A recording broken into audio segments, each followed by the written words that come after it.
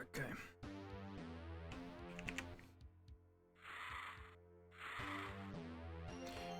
Map 15, Elm Street.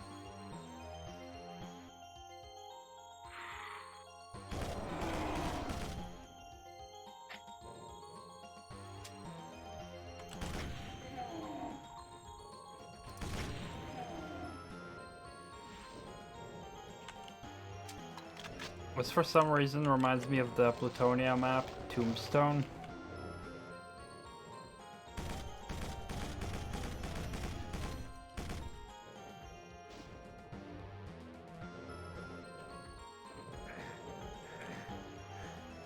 Really is the pain sector.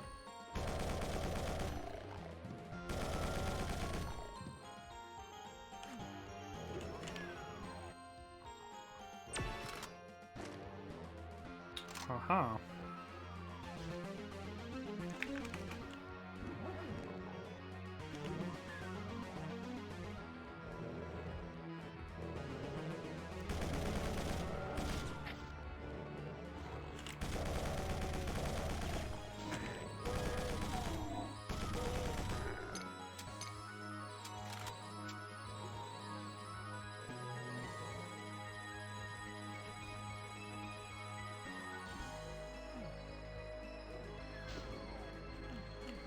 It's time to kick ass and chew bubble gum, and I'm all out of gum. Uh-oh.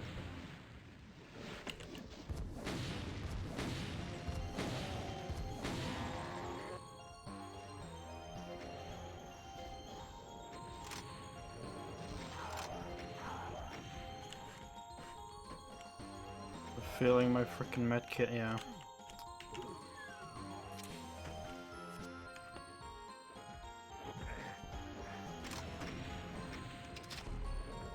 Oh, there were medkits there as well, fuck.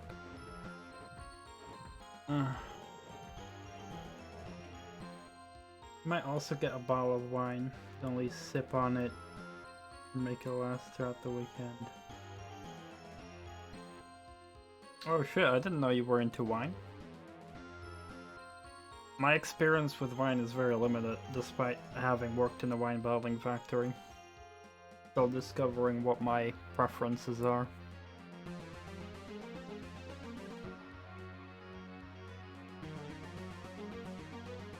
Appropriate. Why is that?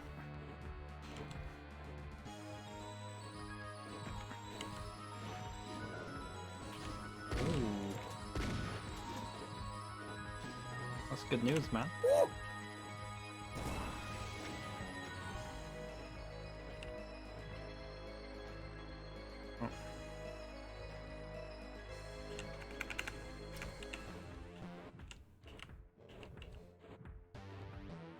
I don't have a BFG. I had a BFG.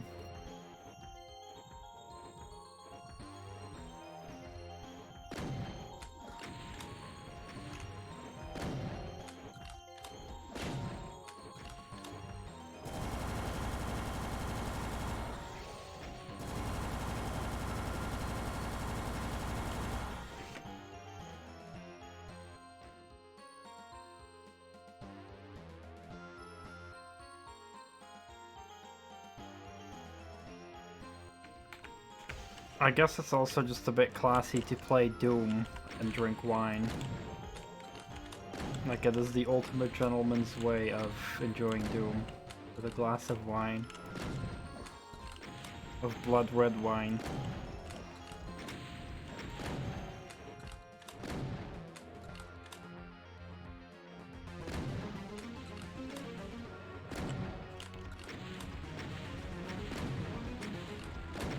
Zip. Goodbye, Soul's Fair.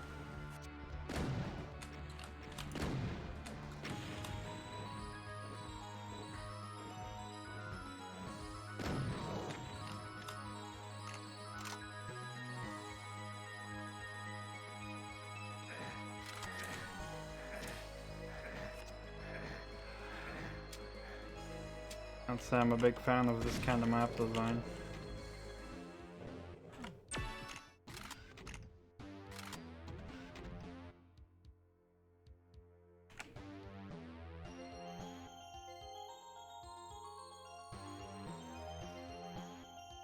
Why would I do that sound though?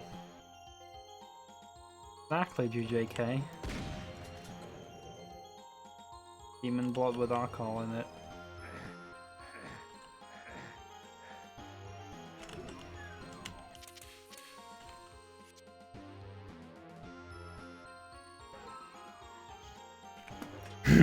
Haha!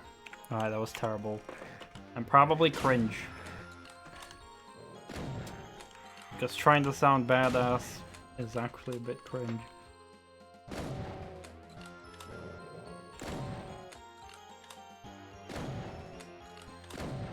Caleb does not try to sound badass, but is badass. That was pretty shit. I'm bad at doing impressions. Oh god.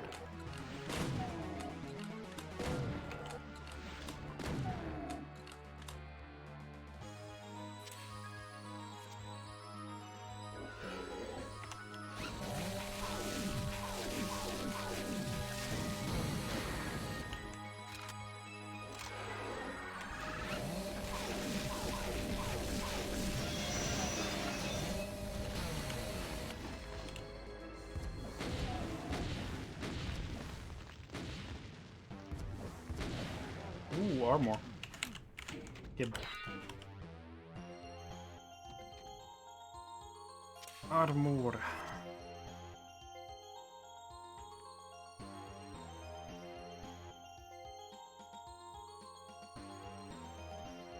I am drinking out of my Doom glass.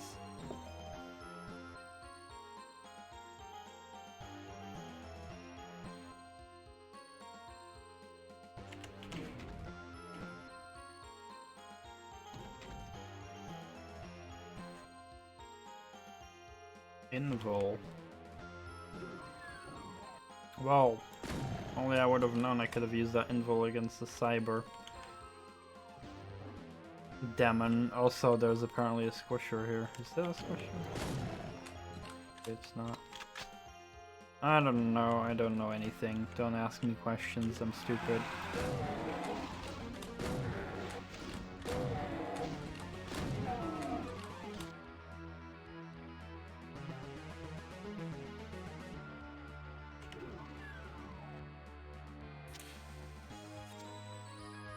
Nice ammo in the staircase here.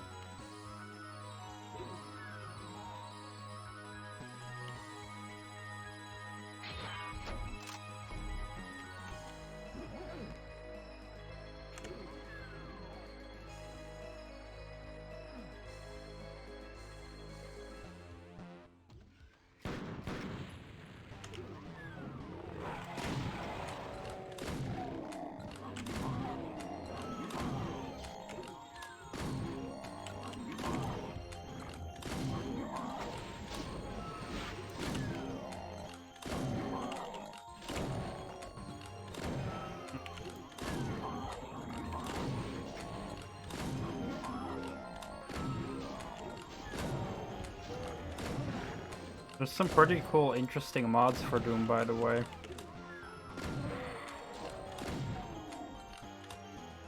Yeah, this is map 15. So one of the mods is Doom times 10 or something, where it's like the main mods. Every monster spawns 10 times. Which is pretty interesting. Nice challenge.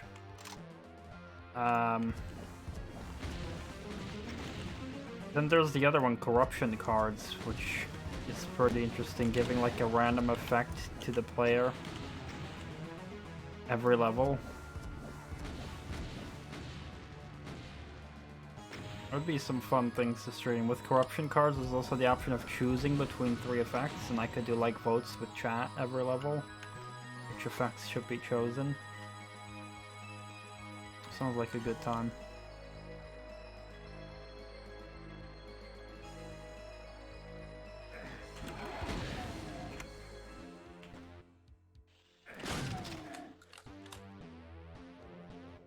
Yeah, it could be.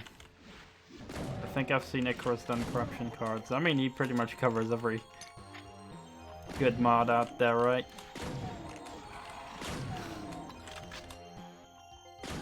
I mean, his YouTube channel in general is just a good source of, like, if you're bored and want more Doom mods, check his channel out, browse his videos, you'll find something. They're very good. It's very good that he provides, like, a good, easy, accessible visual library for mods.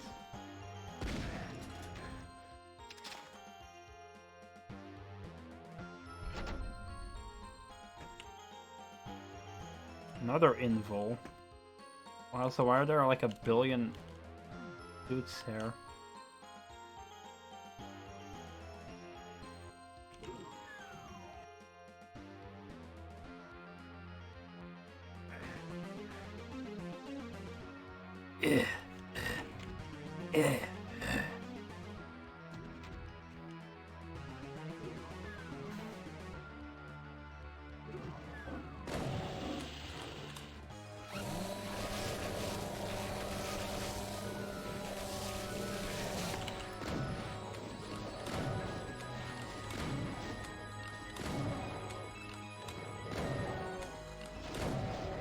But I think I've got some ideas for this room-anniversary.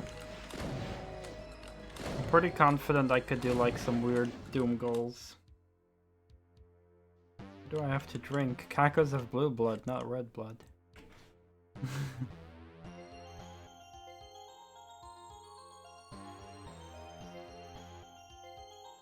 So I'm thinking of different like things during this room-anniversary. So I could do times 10 monster runs of Doom. I can do corruption cards runs with Doom with chat votes. And then there's also the old meme that, you know, I said I was gonna do one time. Doom with steering wheel. And I can also do, you know, Doom runs with helmet on, but I still need to get earbuds for that.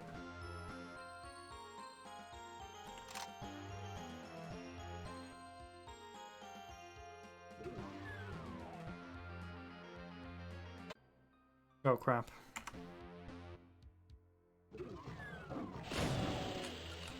I didn't know that was the exit because I'm dumb. Like I said, guys, I'm dumb. Don't ever listen to me. Don't ever ask me things because I will probably give a wrong answer because I'm dumb.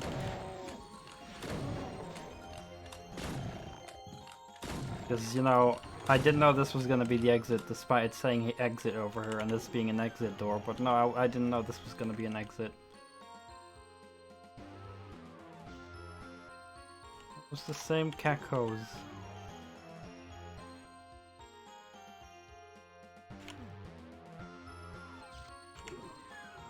But wine I gotta drink very slowly. Don't mess with wine, it will fuck you up. It's like much higher in alcohol than like beer. Just like twice the amount as beer has. Beer often is like what, 5, 6, 7%? This is 13.5. Wine will fuck you up.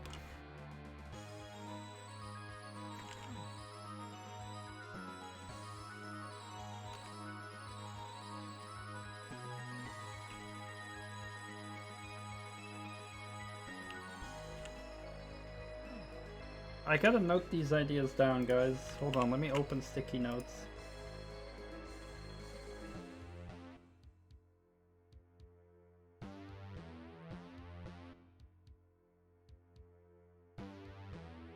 Alright. Ideas for anniversaries / birthdays / celebration streams. Alright. Doom X10 monsters. Doom corruption cards. Plus chat votes. Doom with steering wheel. Doom with helmet. Oh man, the ideas.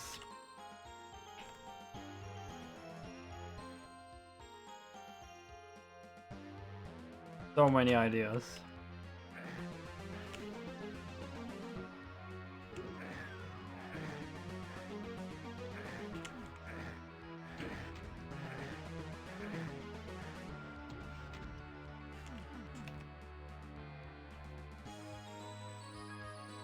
Yeah, I can breathe with it. I've got 2 helmets, by the way. I've got both the Doom Eternal Slayer helmet, and since not long ago, the classic Marine helmet.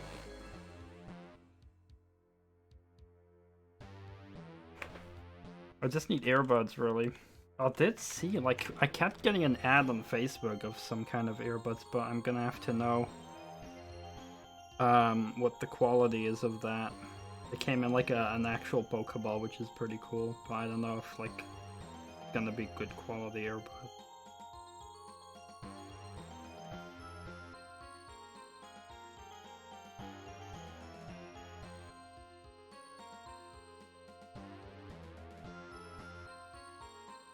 Whereas this time I won't be getting the ad. Normally I get bombarded with that ad every day.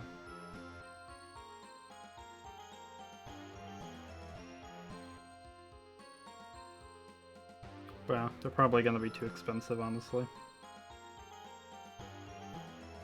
I say as I'm raking in a lot of money with crypto right now.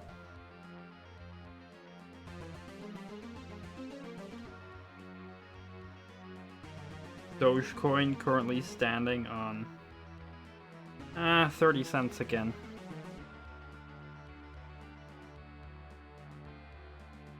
It was a bit higher earlier today, but still, it's still up there. Might blow that limited run collector's edition. You know, as long as it's worth your money, definitely get it. Yeah, Dogecoin, like, went very high up in price. Like, it was like 3.5 cents. Like, I'm talking about euro cents, so, you know, about the same. It's a little bit different with US dollars, but yeah. It was like 3.5 euro cents for a long time. I had like 350 euros in it. It got all the way up to 30 cents.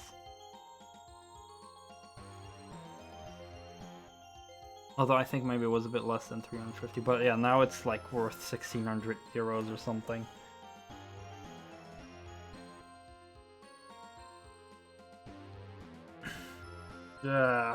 Heretic again. I don't know if I want to play more Heretic.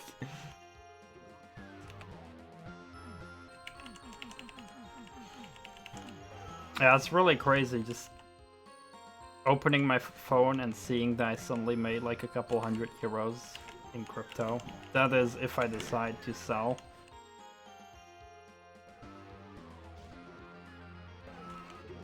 As long as I'm holding, I'm not gaining anything, of course. Yeah, I want to know how to get in here.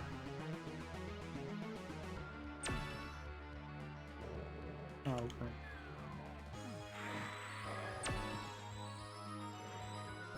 Teleporter.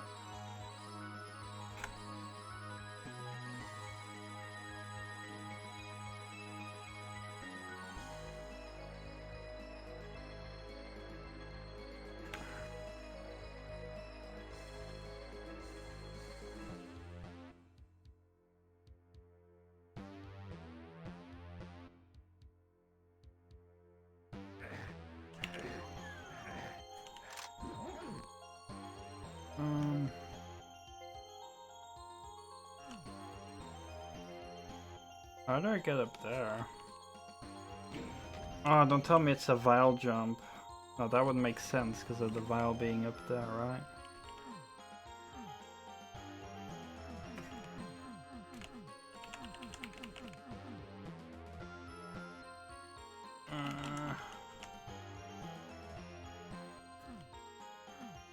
There was a vial up here, but he wouldn't be able to blast me up here, right?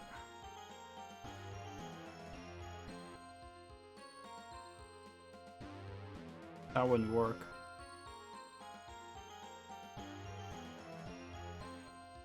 Yeah, but the file was up here. He wouldn't be able to make me boost up here because he would blast me this way. He'd have to stand here to make me val jump.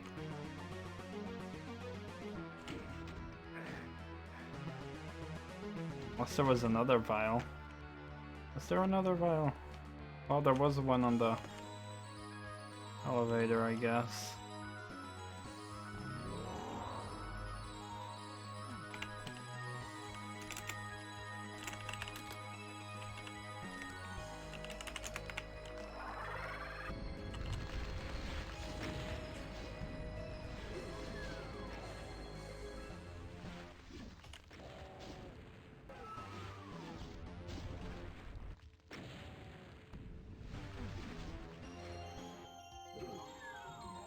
Like all the way from here, you'd have to lure him.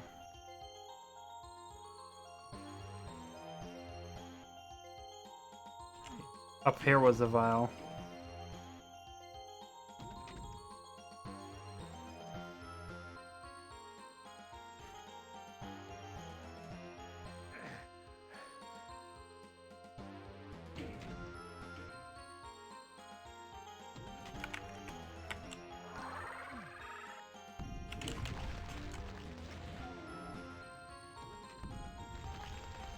So you'd have to like lure him all the way over here.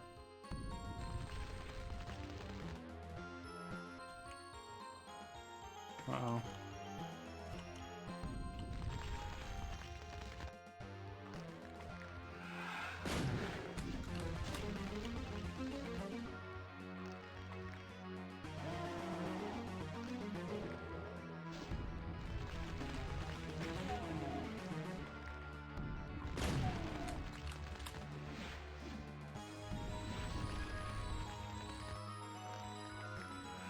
This looks like a monster lab block. Def, line def. They're not coming through here. Monster block line def. So it's not doable.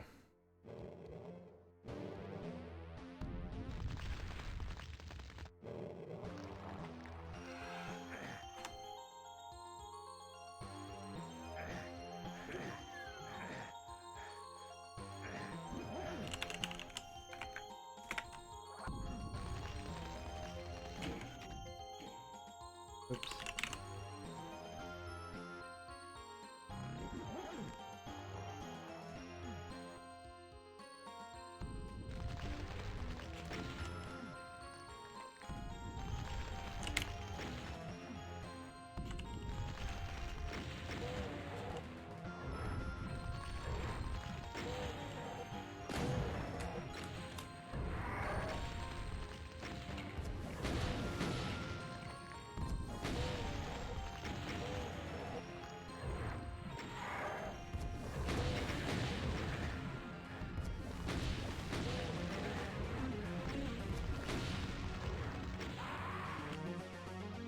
I don't know, that would be possible. Because he'll just eat you the other way.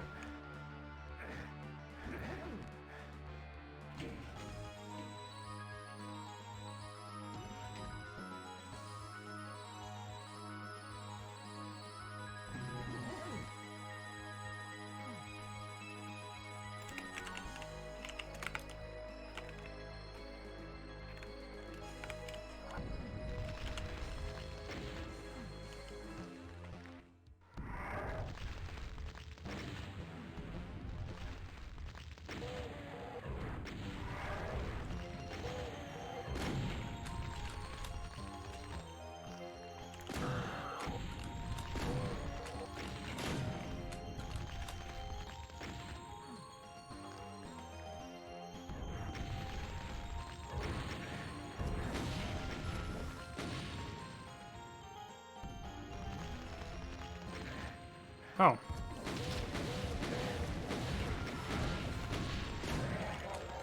Okay. Weird physics are weird.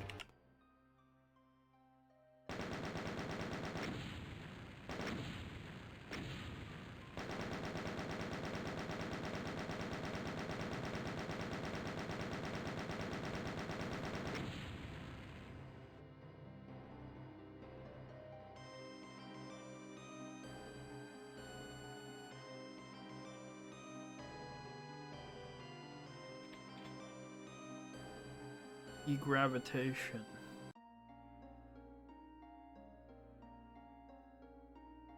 Like you have taken a wrong turn somewhere along the line. Doesn't even seem like you are in the same dimension anymore. Welcome to Netherlands. Oh, one more S behind that and it's just like home.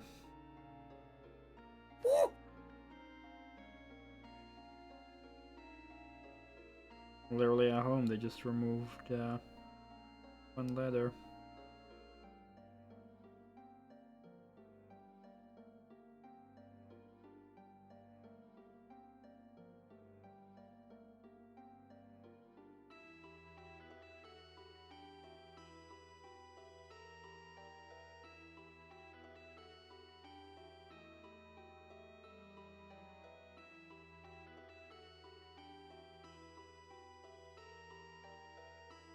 Every day I get the same ads and now I want to find the ad.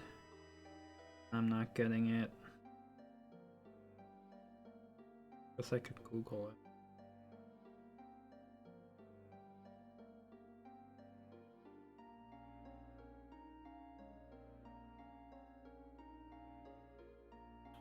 I'm gonna have to compare the prices.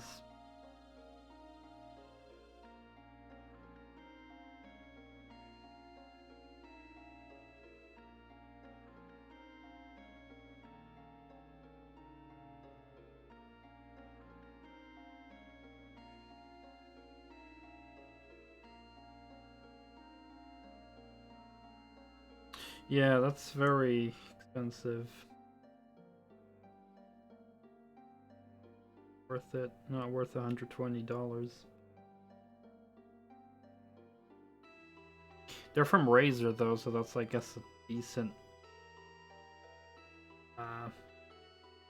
brand. But yeah, these are even 290. Okay, that's way too much to buy that.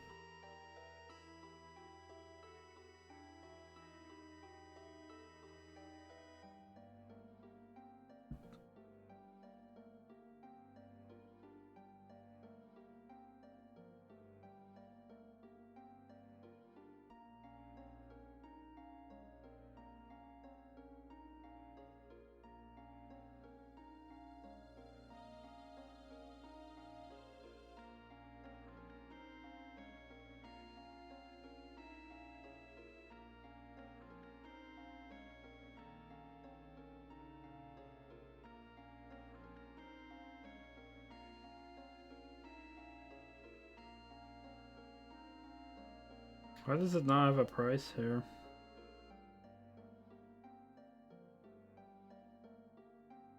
Currently unavailable.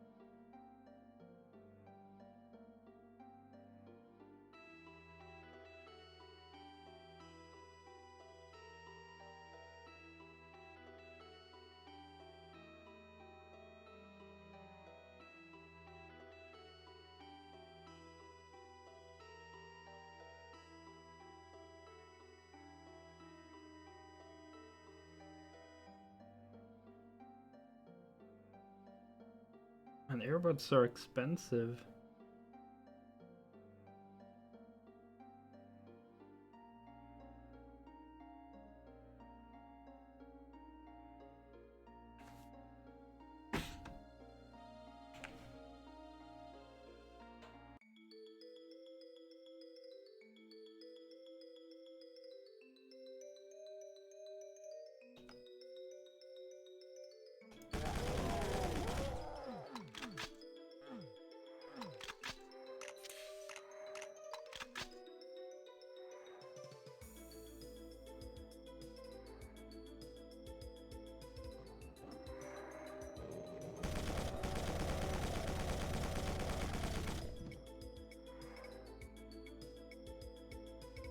Oh, it's upside down shit.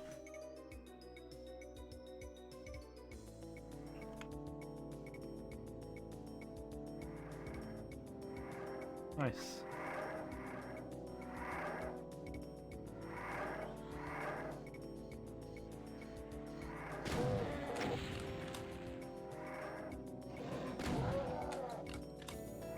Into upside down land.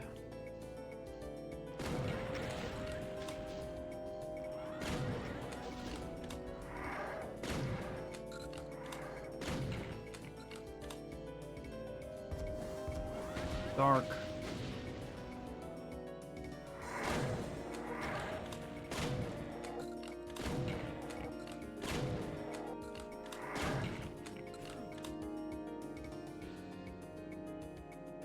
Graveyard.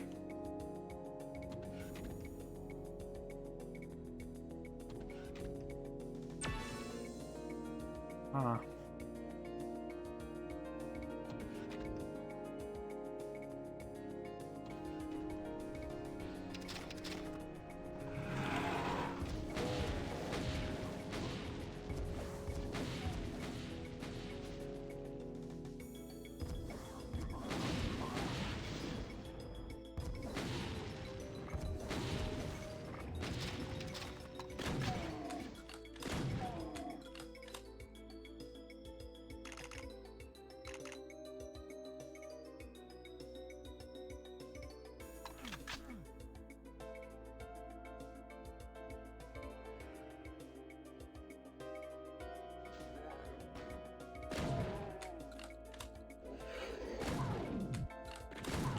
Boy, where'd you come from?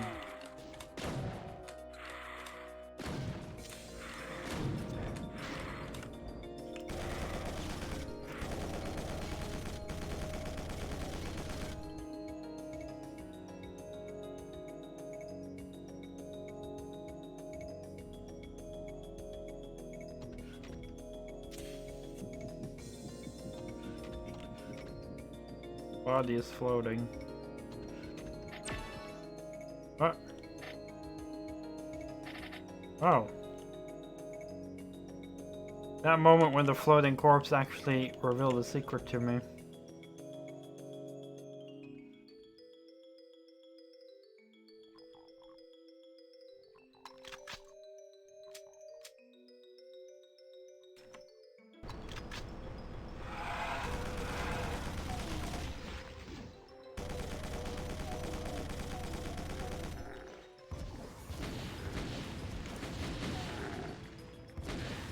Oops.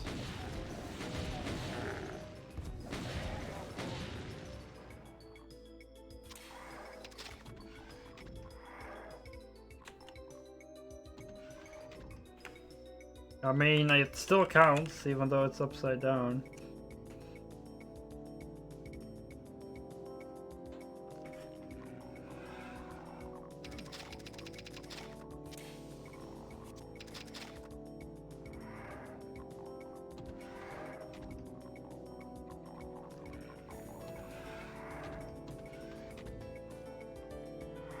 Oh god.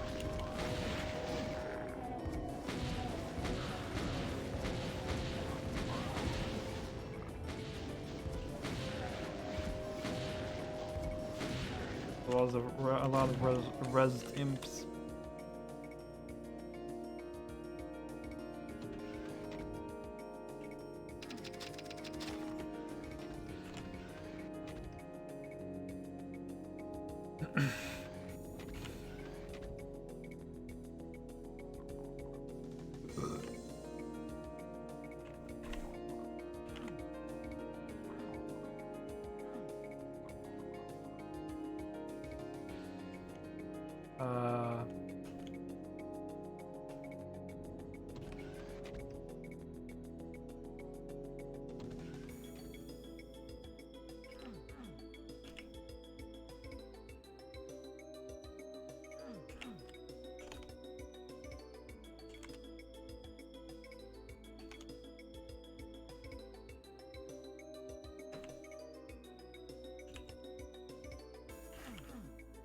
Oh, it's probably where the vial came from.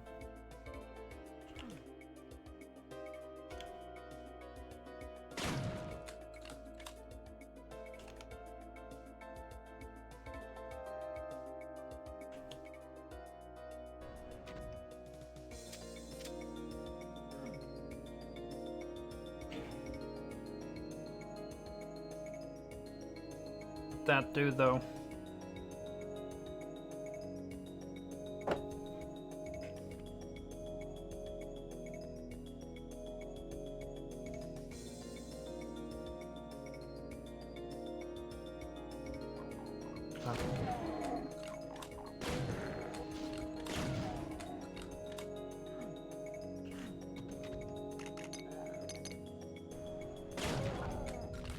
I was about to say, like, I had a feeling there was gonna be a vial here for some weird reason.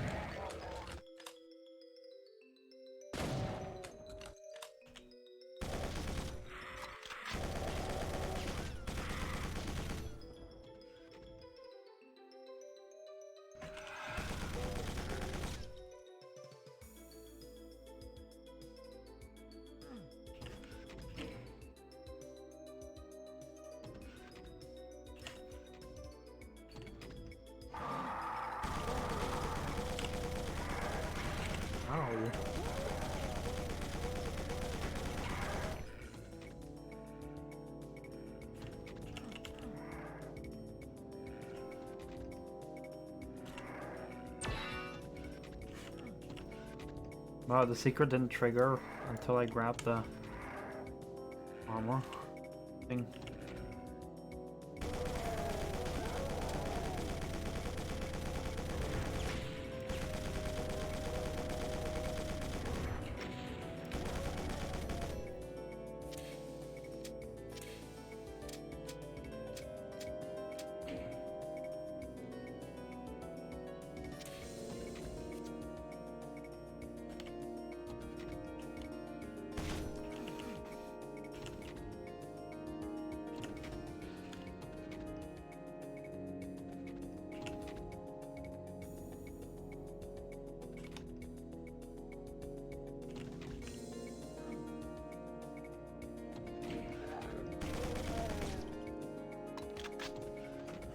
This level's weird, yo.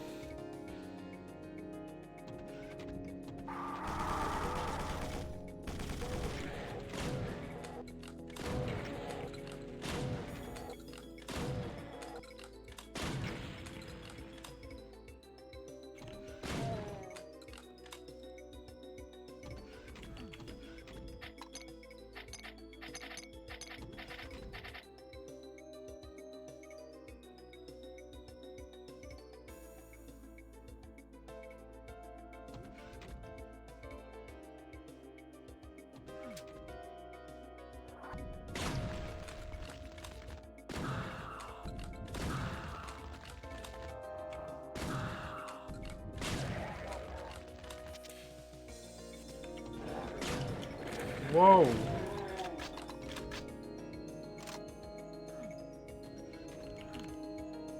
Junk gunners. Drunk gunners.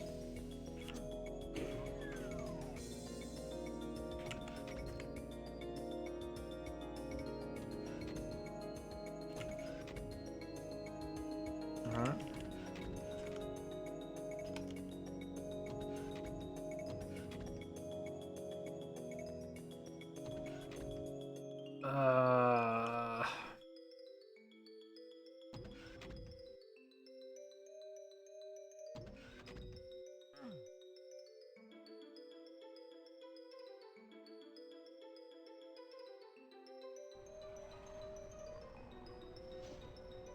The boat sunk.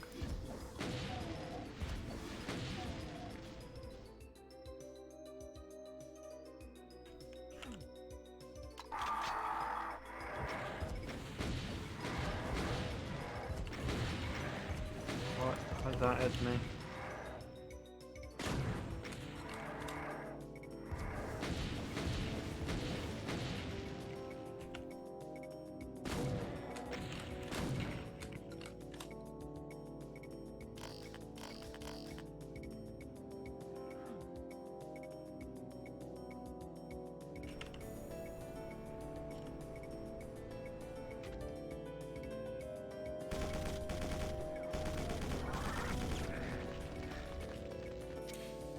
Uh-oh.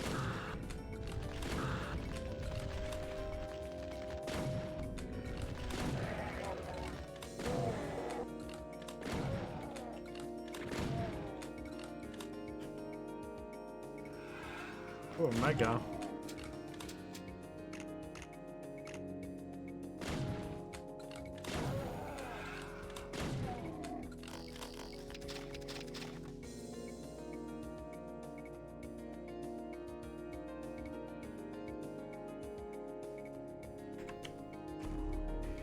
Assume that's the normal exit.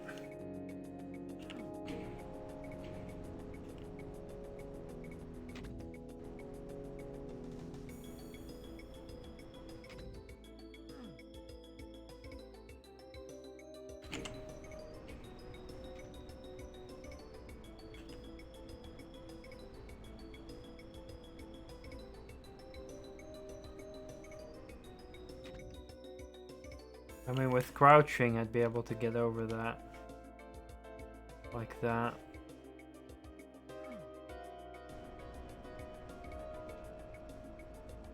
But I don't think crouching would be allowed.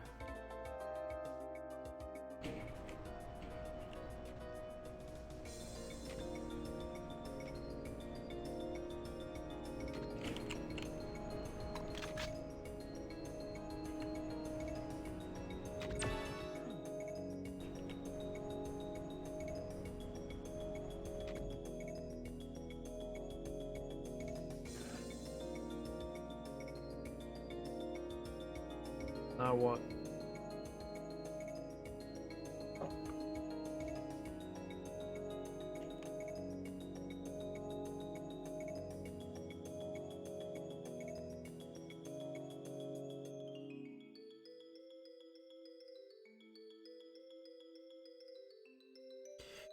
Hey there, Sheen Wallace. Good evening, welcome.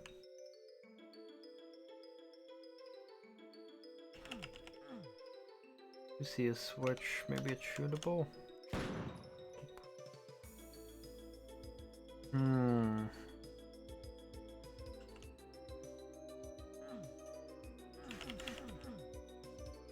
Doing good, doing good. I'm dooming. Enjoying a little bit of wine and being confused with secret exits.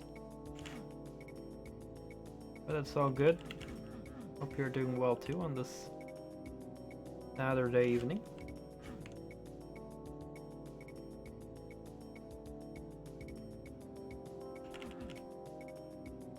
The only way I can get over this would be by crouching.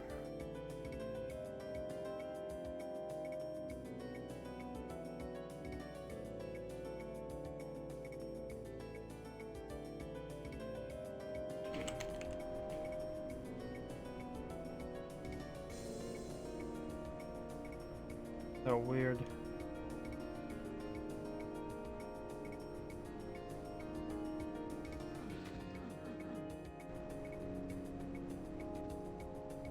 But I don't expect crouching to be a thing that's allowed. Would it? Maybe I should just crouch through it and not give a fuck.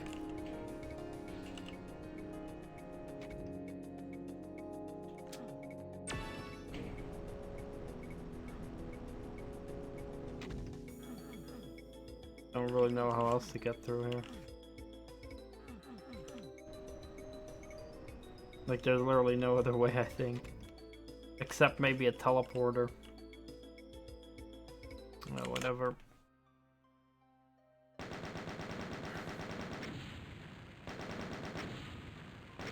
can pour in a little bit more now.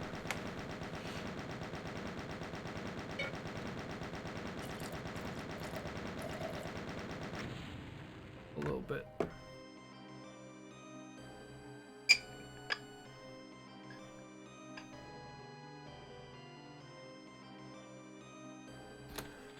Cataclysm.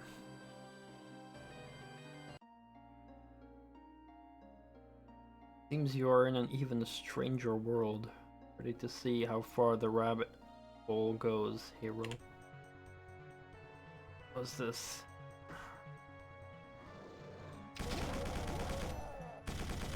What is this? This reminds me of something.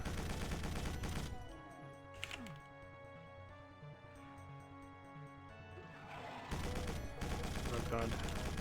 I like the design actually. Looks pretty neat.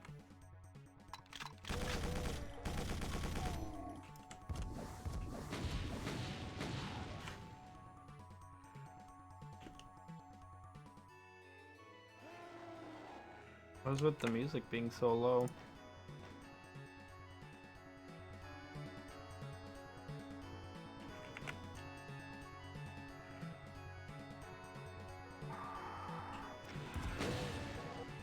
revs.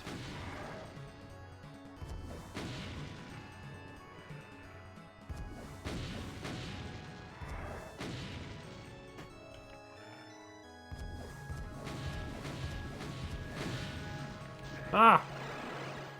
Whoa, got yeeted into the teleporter there.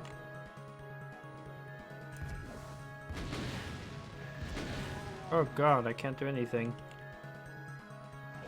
Terrible at this.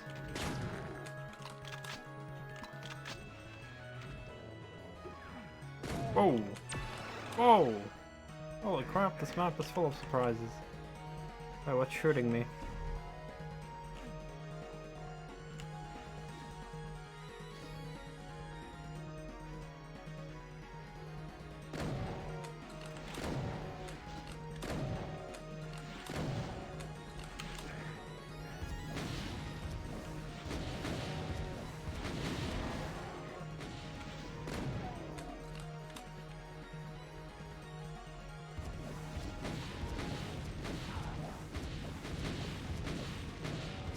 Come on. Damn Baron. Oh. That do. Yay, raises the bridge. Have I not grabbed that rocket launcher yet?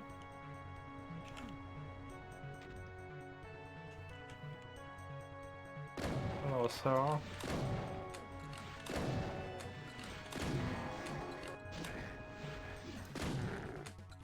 I think there's a train gunner sniping me in the back there.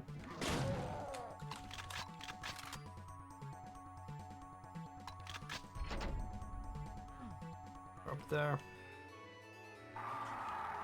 Oh shit! Big, spooky, hidden skeleton. Oh, I think I killed like 2 of them. Chunk gunners.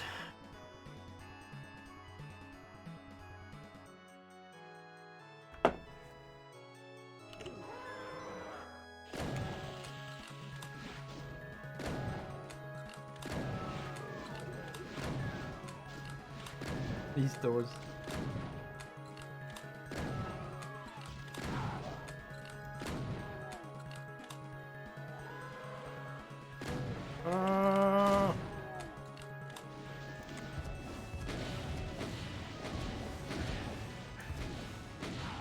Everything needs to die.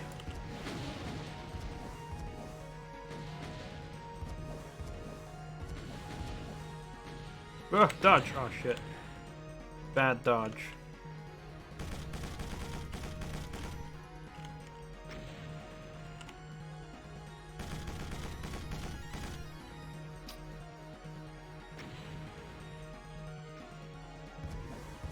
Oh, more zombies.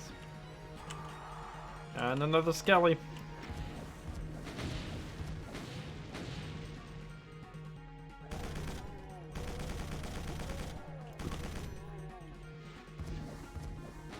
The text of the level wall thing, level enter text, secret level text, said that this place was weirder than the previous level, but so far this doesn't look as weird.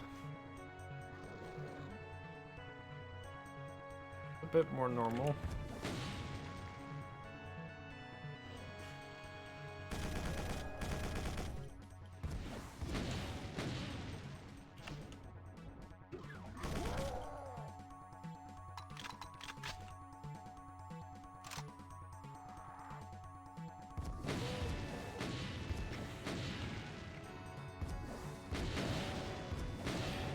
Frickin'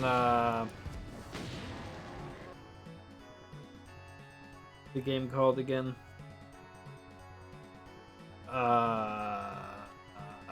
That shooter that came out not too long ago.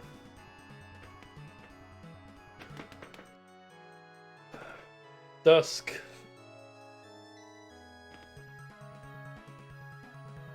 Had a map called, what was it? Escher Labs or something? That was a weird level.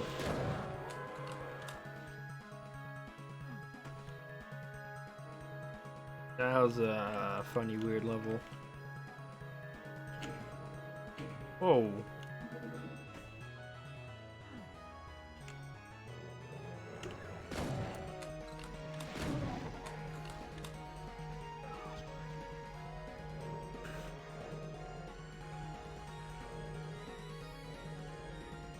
And now I've been thinking, because I've been getting more and more requests that I gotta play more FPS games.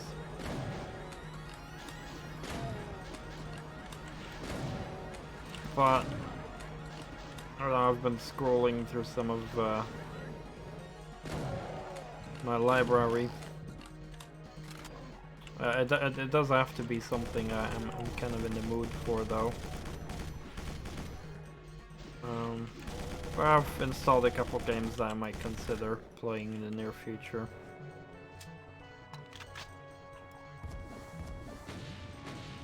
Oh, that rev is not moving an inch.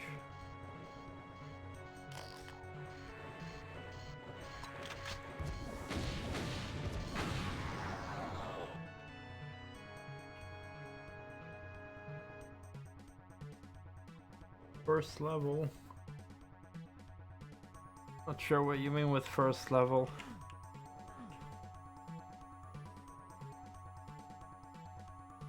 Of this what? I mean, we're in the second secret level now.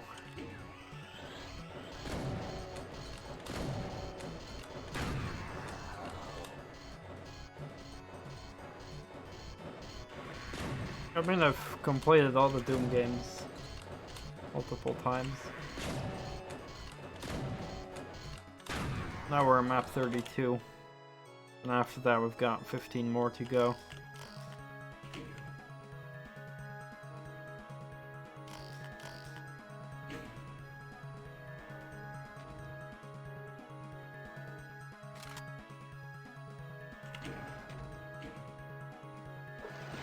Whoa.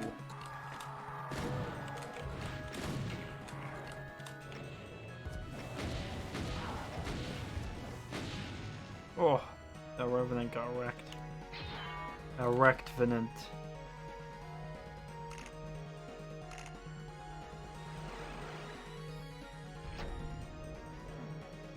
Oh, we got a red key. I think the red door was over here, I believe. Go. Whoa! Spontaneous Hell Knight.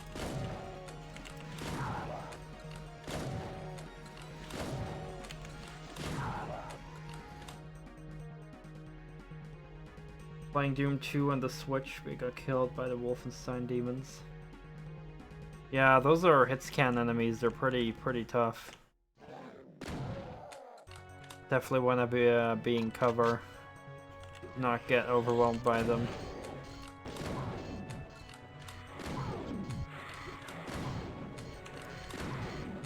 It's very cool that Doom is available on so many systems nowadays.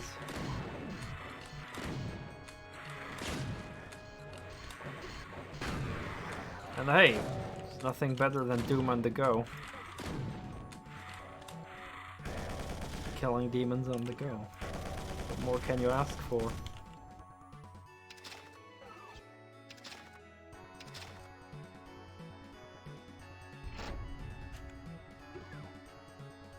Got yellow. Do I remember where the yellow door was, though?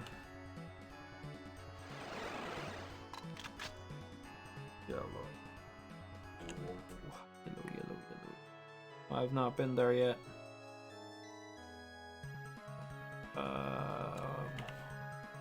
I can just enter through the blue. Alright, now I remember. Was that in Volhair before?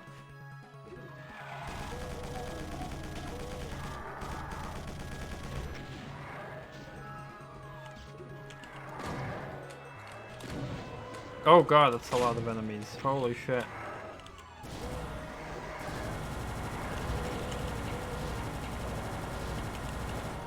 Actually, I'll use that in Vol. Go!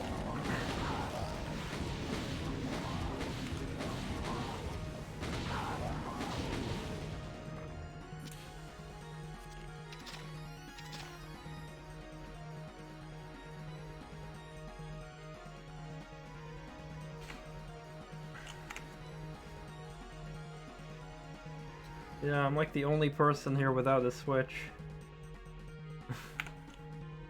I believe Light has a Switch as well. Do you have Doom on the Switch yet, Light? Did you buy that yet?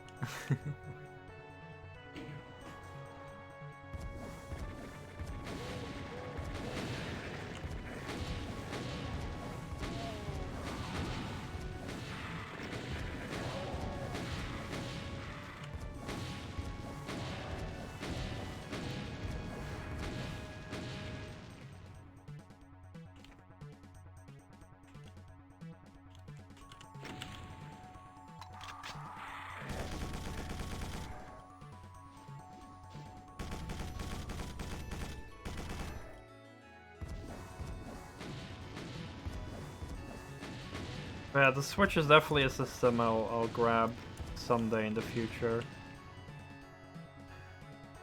Although it's like the only moment I'd use it would be when I'm on the toilet, I guess, because I don't go, especially now with the COVID. I'm not really going out anywhere. I don't have any friends. The only friends I do have that I actually visit is Light right now, and that would be just cycling distance. So like I could see it being useful if I'm in a train and doing a long trip, but that's not happening. Come back, Ogorth. Finally sit down and enjoy Doom with the gang. Got myself some Fireball whiskey, just a small bottle.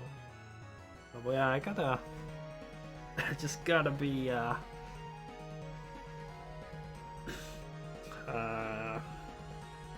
do you say it? Drink with care. Oh, and cheers, Ogre.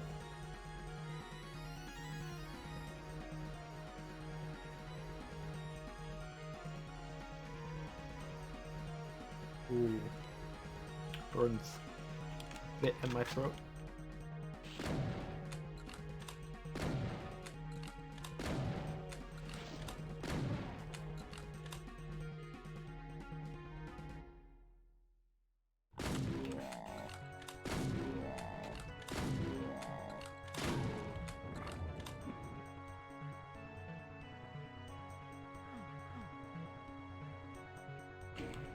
Have you guys seen that new Doom mod? That, like, I don't know, I've seen trending on, well, not trending, but I've seen, like, on YouTube and shit. I think I shared a video of it as well. Very cool looking mod. To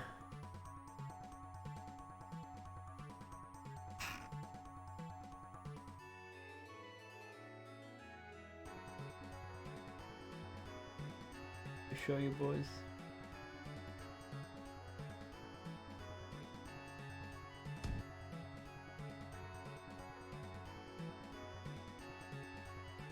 Oh, I've played Stronghold on stream. That was in the Cacowards. I've already finished that.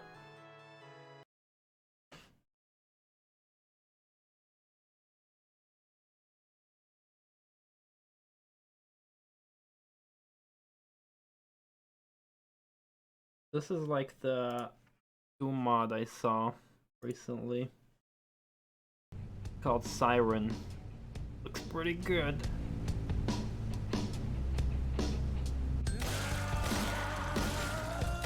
Oh, I don't know if this is copyrighted music or not.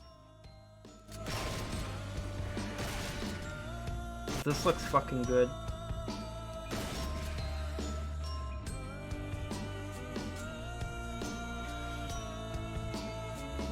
Loving the weapon sprites.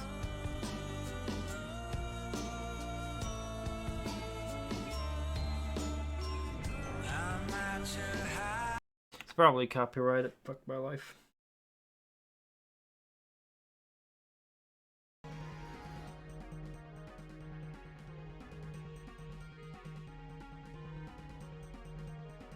Yeah, like the weapon sprites remind me a bit of Iron Fury. It looks good. I'll one day play it. Gotta get through the Cacowards real quick. Yeah, we're currently on the second secret level in Interception. Just beat map 15, first secret level, and now we're on the second secret level. Yeah. This mod's okay. I don't really have major complaints.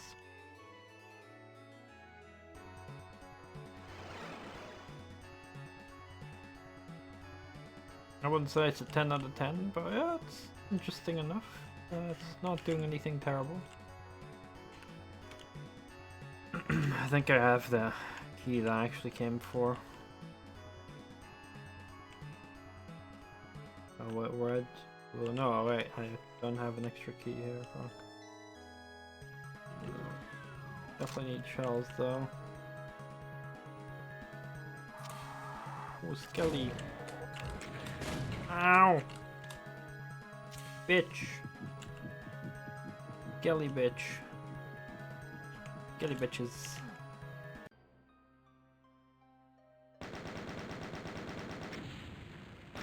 Oh, sure. Tell us about it, man.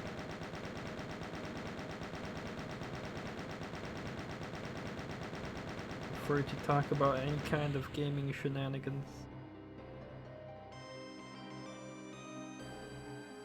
Dogecoin sitting at dropped a little bit, 28.7 cents.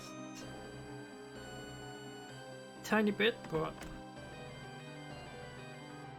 I'm sure it'll keep growing. Before to go plant.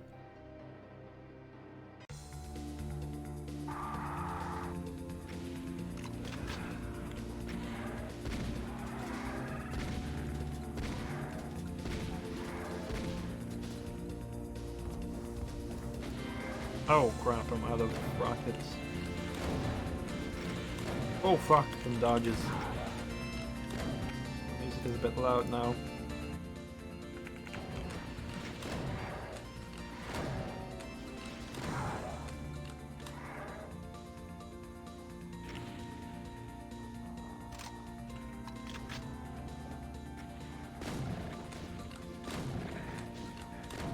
Bitch. Ah!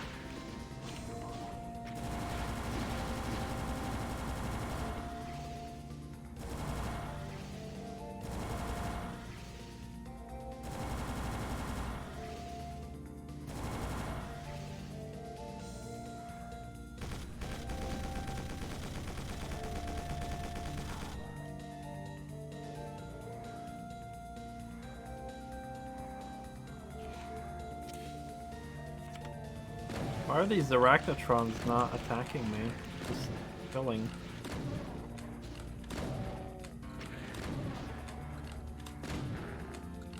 Look at that. Killing.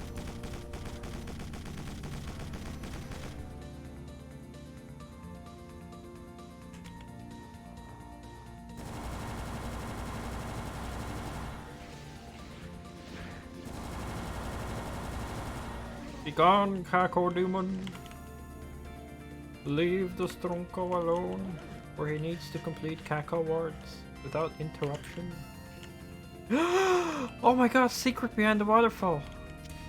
Best WAD, 10 out of 10.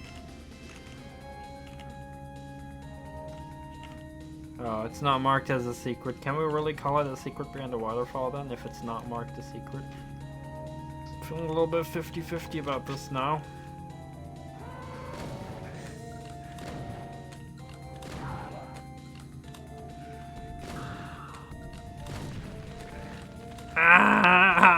Zombieman, really.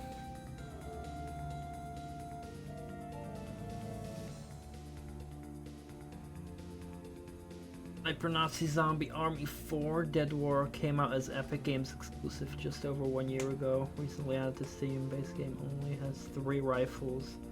I've already added a total of over $20 worth of DLC to the game. But not on sale is $50 the base game. Should read some of the Steam comments at some point. Wow. Here's the thing, man. I actually really like Sniper Elite Nazi Zombie Army. So that really pisses me off that they would monetize so crazily.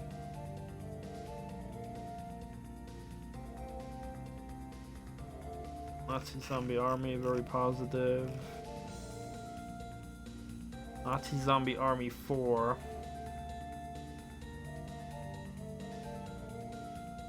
Very positive rating though. It's on sale 30% now. Deluxe Edition. War Super Deluxe Edition. Yeah, here we go. Jesus. Whoa, that's a lot of... What the fuck? This is DLC. Hold on, guys, let me show you. Alright, hold on. Wait, one sec, guys. Alright, look. Zombie Army 4.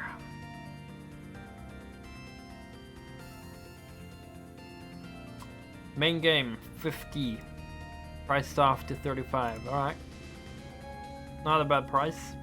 Deluxe Edition. I don't know what's in the Deluxe Edition. What did they say what's in the Deluxe Edition?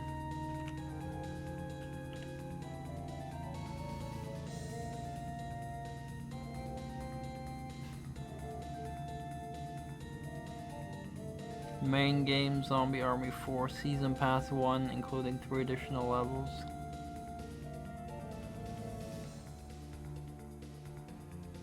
Four character packs, 9 weapon bundles, 5 weapons, skin packs, character outfit bundles. So it doesn't even come with both season passes.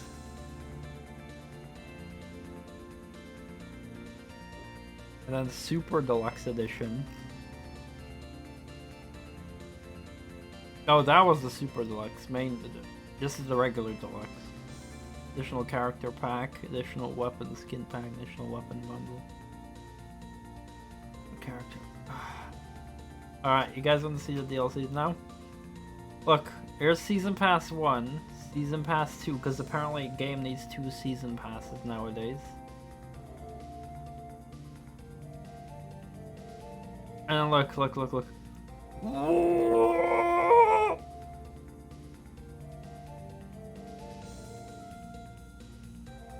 The fuck is this?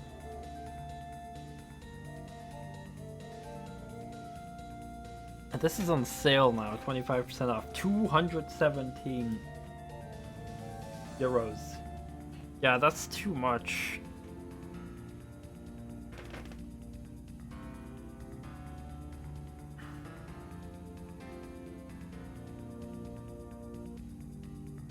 Why does one... Why is it a bundle if there's only one rifle? Am I stupid?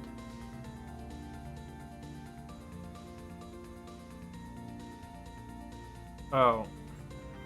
One rifle, 2 charms, and skins. Okay.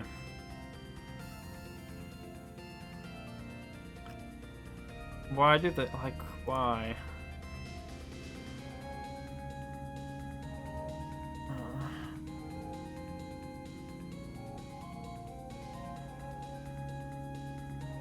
Like, people will excuse this shit and say, well, you don't have to buy it. It's like, well, look at these fucking prices. Like, this is the kind of shit that could have been in the full game. But even still, how is a fucking weapon worth 4 euros? Alright, like I'm looking at the base price now, 4 euros. For one rifle. Imagine buying 4 euros for one rifle.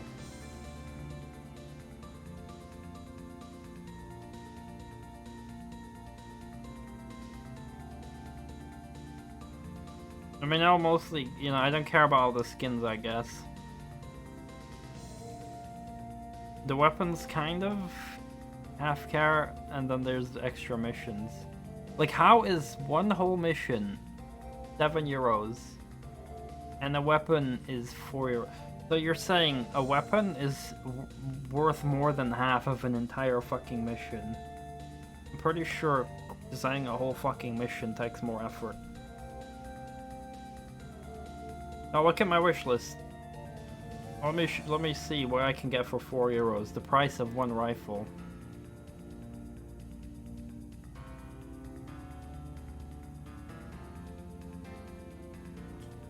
Don't know why there's no prices here. Alright, these are some ultra cheap games. Let's go look up. Go up to €4. There we go, €4.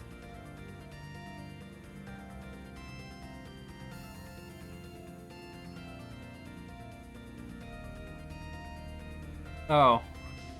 Also Sniper Elite DLC.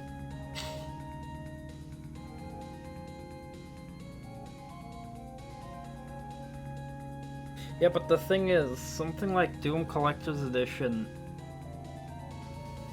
comes with physical goodies that do not change the gameplay.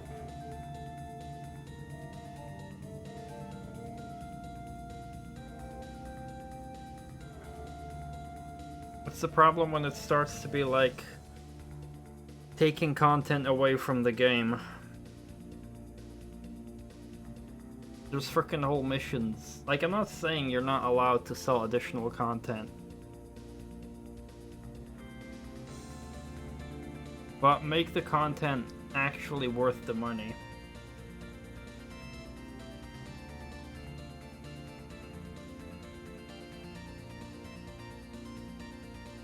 I mean, with skins I don't have that big of a problem. As long as there's some skins to choose in the base game. It's like... no, the prices.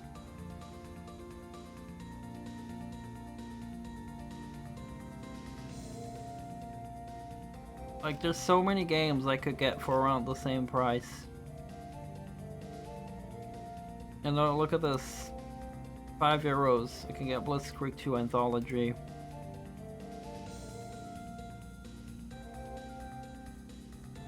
It's just...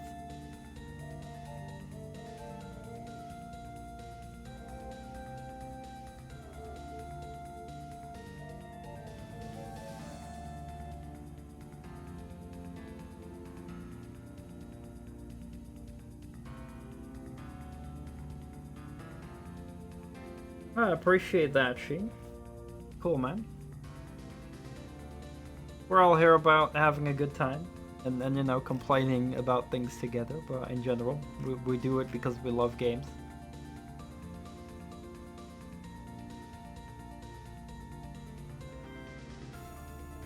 Turn players into payers. Thank you for gifting a sub to Sheen, Ogret. I appreciate that. Enjoy the sub. That's how wholesome community is over here.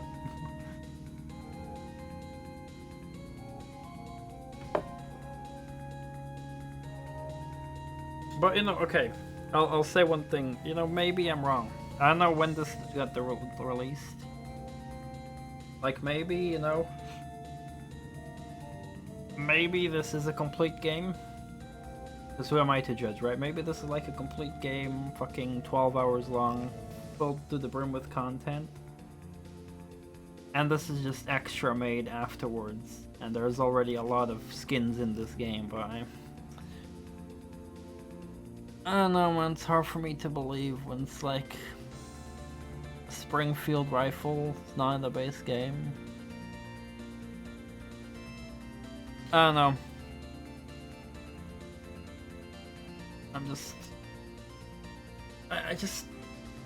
It's so stupid to see, like, oh, I have to pay €5, €5, €5, €5, €5, €5, €5, €4, €4. Like, just make one big expansion and price it at 20. Like, you could put all this content You could put all this content in 1 or 2 packages and sell it at like 10 or 20 euros a piece instead, right? Instead of doing like, oh, let's do this specific one at 4 euros. Like, it's gonna pile up because you see, all this content is not worth 217 fucking euros. That's the problem here. Like, I'm fine with additional content post-launch, because that's what a lot of people think, you know. This, you know, yeah, Doom Eternal, you know, got DLCs afterwards that I need to pay for. Where's the thing? Look at Doom Eternal, which I don't have on Steam. I have on the Epic Store. Not Epic Store, the freaking Bethesda store. My bad. Look at Doom Eternal. There, Doom Eternal base game. Not to mention this game had that's cool, Griff. I like talking on my streams about this kind of things. Yeah, but Doom Eternal Standard 60. This has been on sale a lot of times as well.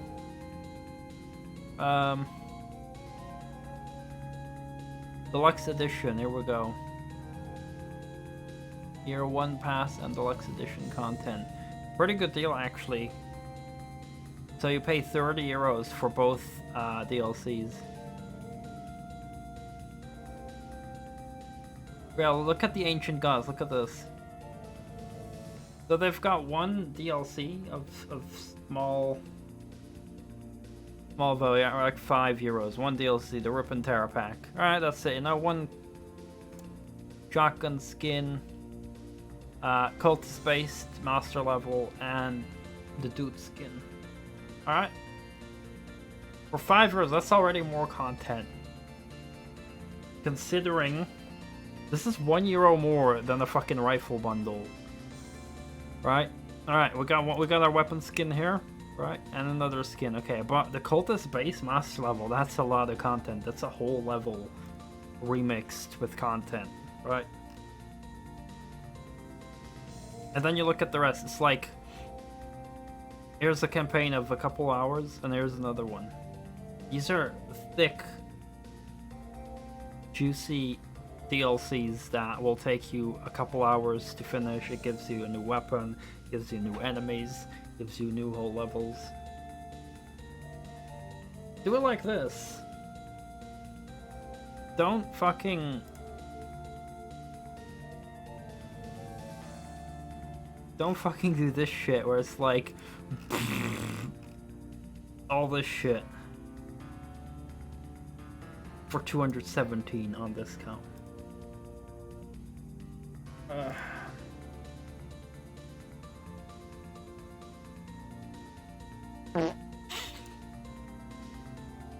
That's the difference. Like, I'm fine with post-launch DLC, but make it actually, like, you know, good value. Don't fucking inflate the prices like that by charging 5 fucking euros for a shitty fucking skin. Don't, like, let us puzzle together the complete game. Give us a fucking expansion, and like, here's some when you get this, you know, expansions.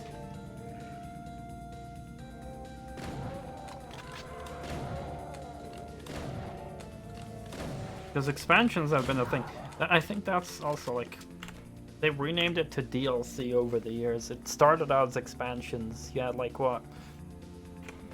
Quake had expansions. I believe Unreal probably had some. Age of Empires had expansions. But that's like, you know, the base game plus, like, a whole new post-launch plethora of things. But with DLCs, it's just like microtransactions territory. It's like, oh, you spent 5 euros for one gun skin, 5 for another, and everyone will defend it and be like, oh, but if you like the game, then, you know, you're willing to spend that. But it's like, yeah, I like Doom Eternal. I'm willing to spend 20 euros for another campaign thing that has levels and enemies and weapons included. Don't let me fucking buy one fucking weapon for €5. It's just so... ugh. I can endlessly rant about this shit.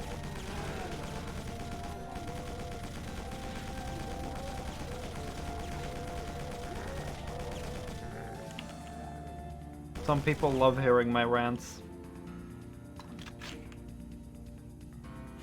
I know Chris does.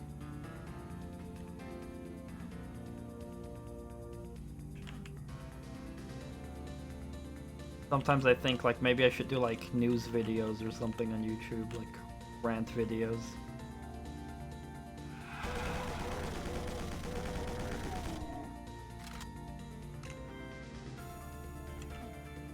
Maybe I should. Hacks? You mean the game hacks? I know my moderator Light wanted me to play that.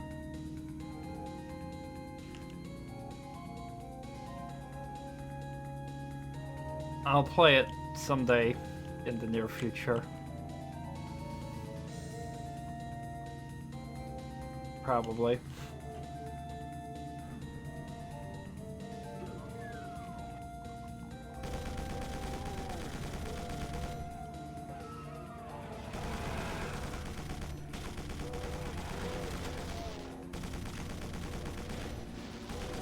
There's definitely still on my to-do list when it comes to Doom Engine games.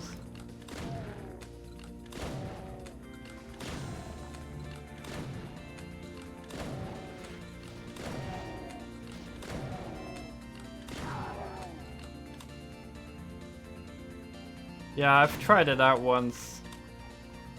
I know how it looks like. The first level is very dark. And I got kind of confused playing the first level. I didn't really know where to go.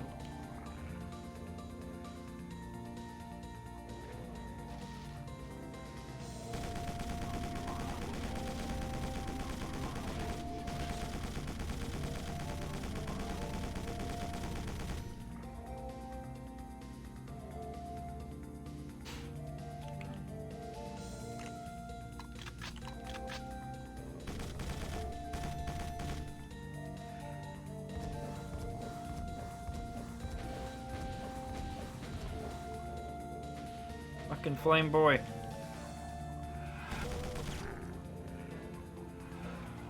Did we get him though? Maybe I got him.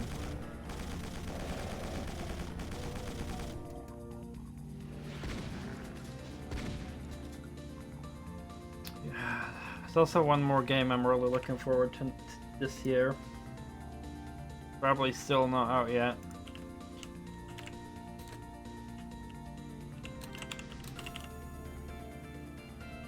It's not out yet.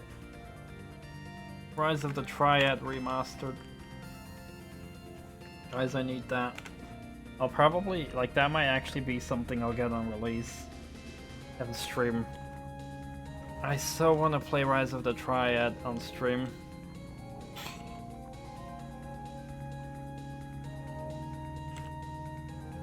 And sure, I can play the DOSBox version, but if I know there's a remaster coming, I might as well wait for that, right? I've settled as well on just... I've settled on just playing Star Wars Dark Forces on DOSBox soon.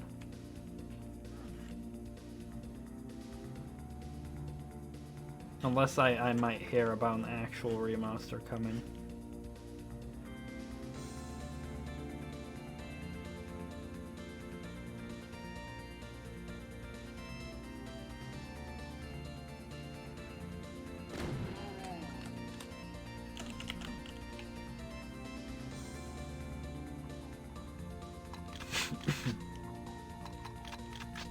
There's a bunch of ammo I need.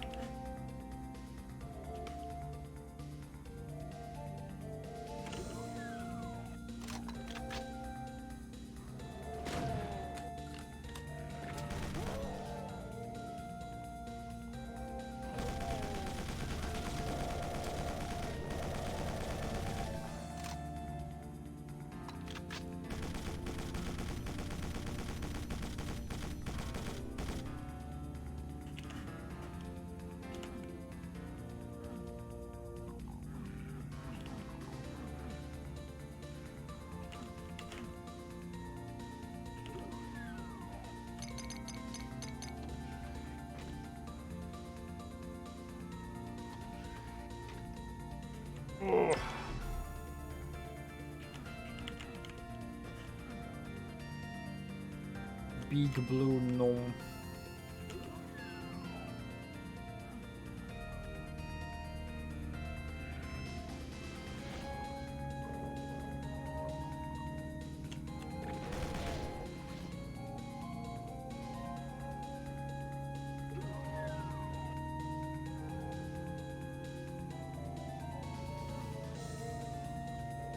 I'm confused.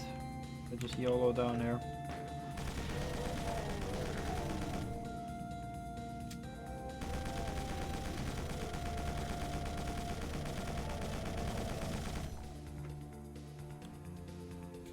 Will this kill me?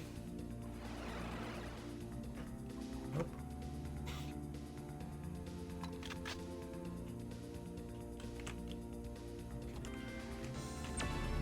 Oh. Now that's thick. Oh god.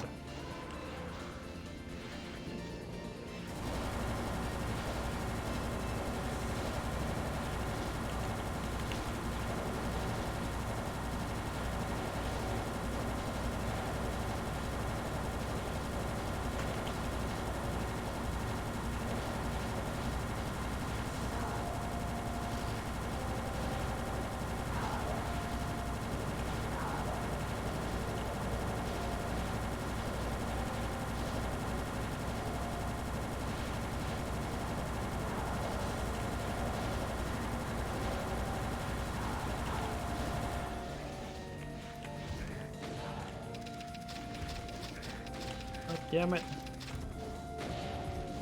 Uh-oh. Oh god.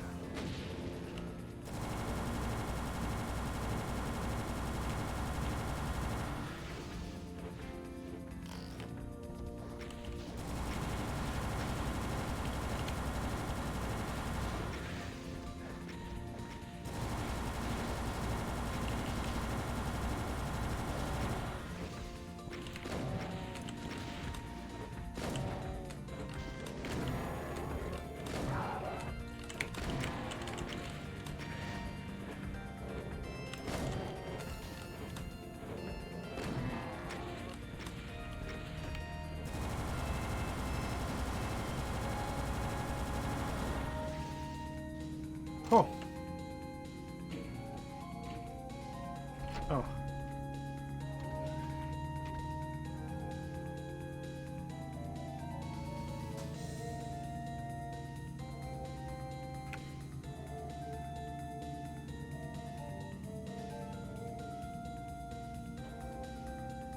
Not used to the ammo counter being in mid-right screen. Wait, isn't the ammo always there?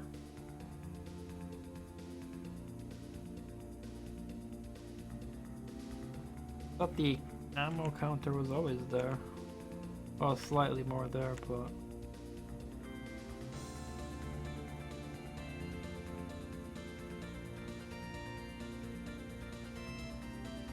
Bottom left? Really? Oh. Oh, ammo for the current gun. Oh, I thought you meant, yeah, the total ammos. I was confused there. Okay, I get you now. I get you now.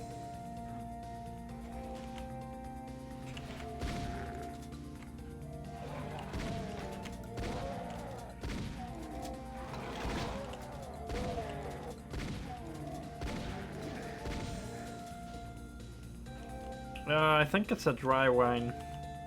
I'm not a very big expert on wines, but I'm pretty sure it's a dry wine.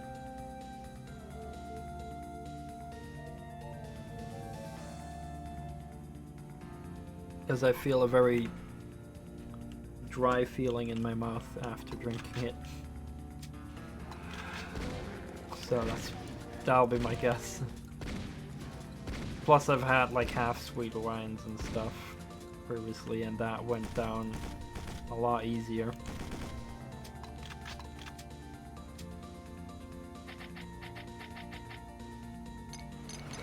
Ah, skeleton crew!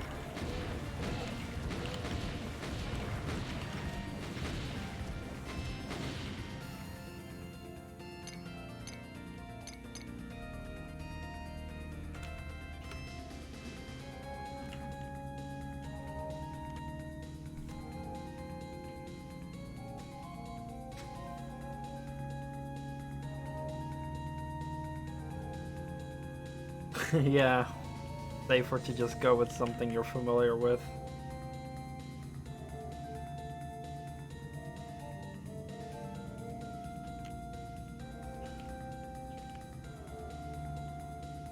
That's how it goes. I just got this bottle for free. We just order our groceries. They were like, here's a free bottle of wine.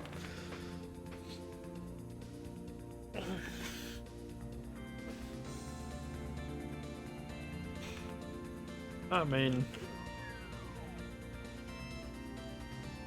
free alcohol is free alcohol, so sure, why not?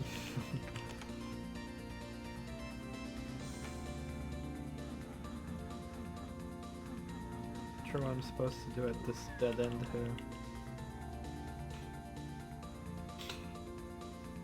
That would never happen in the US.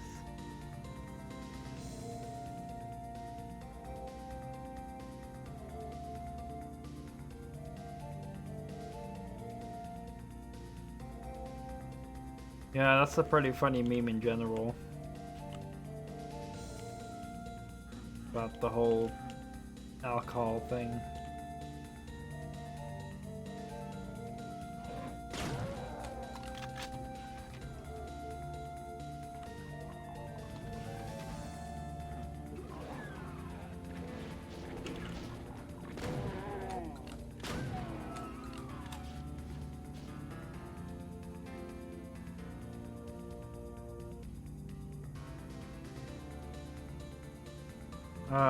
I'm not sure where I can get the blue key.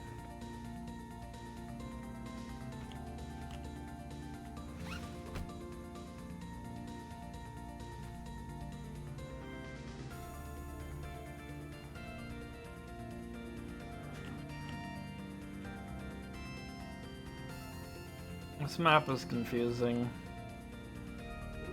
I preferred the early maps of this VOD. This one is a bit... These maps are getting a bit too... we have... Good plot.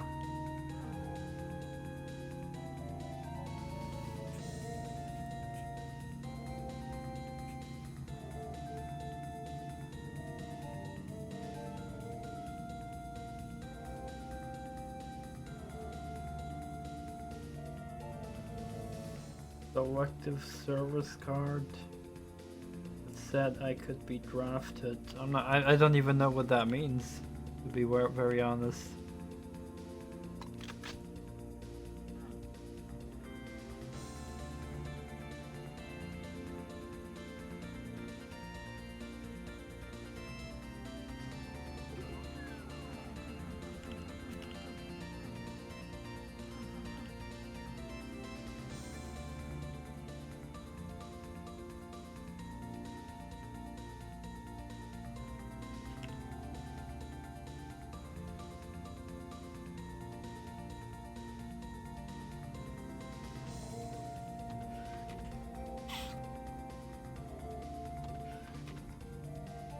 Hi there, Blue Rose. How much into...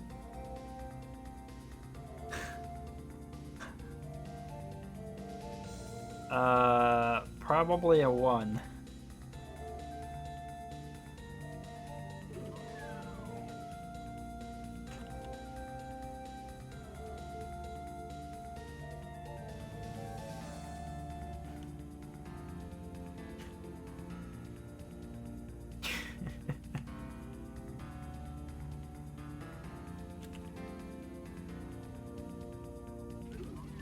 I don't know what the usual rate is of the average men who are into that.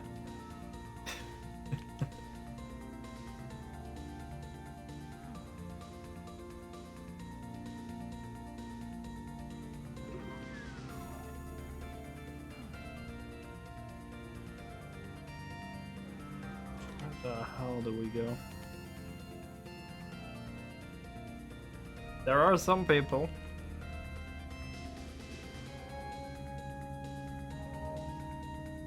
There are some people.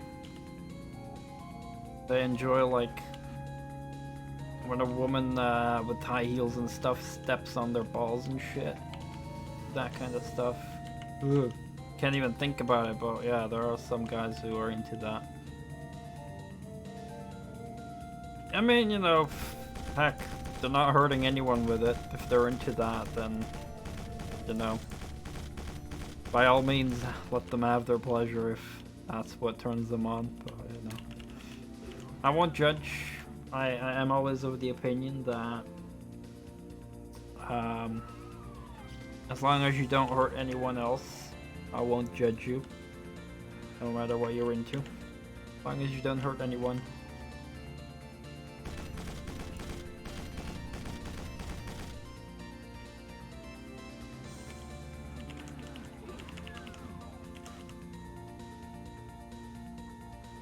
Can be forced under penalty of prosecution for not going along with it in military service in wartime. This government requests it.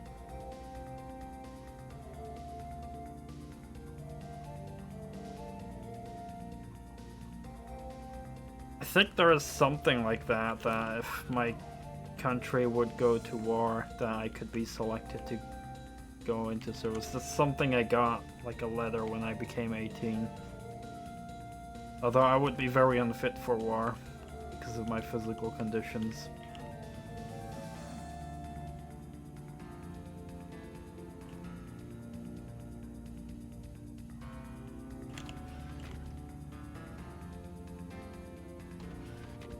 Guys, I really don't know where the fuck to go in this level. It's one of those maps. Nah, we're using a weapons mod called Final Doomer, which is pretty similar to the vanilla weapons, but with different effects. I'm playing a WAD called Interception. Yeah, I know how to play Doom, but I've really just been stuck in the same area for a long time now.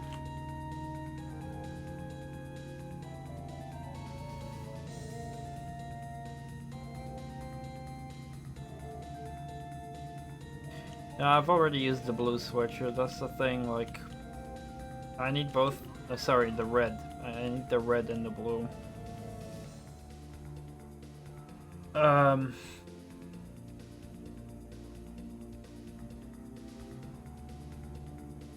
So basically here I need both blue and red. I've already activated the red switch, which took away the red barriers. I still need the blue one so I can get in here.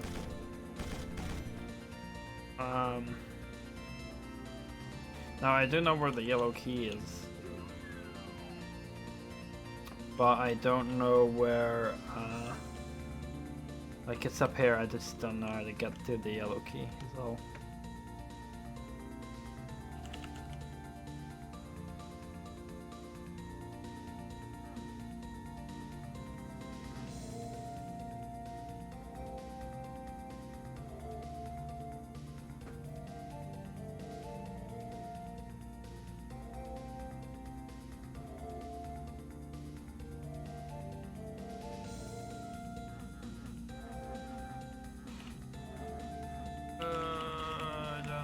To do in this map.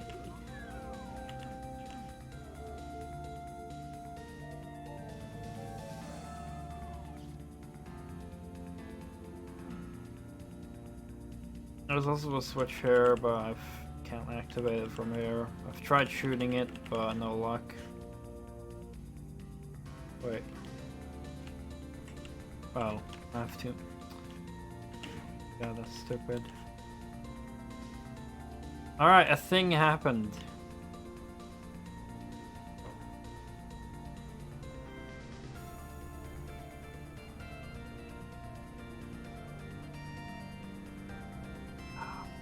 Taking small sips of wine. Slowly getting tipsy.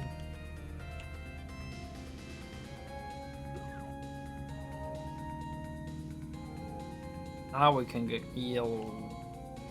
I think, maybe. No! And I fell down.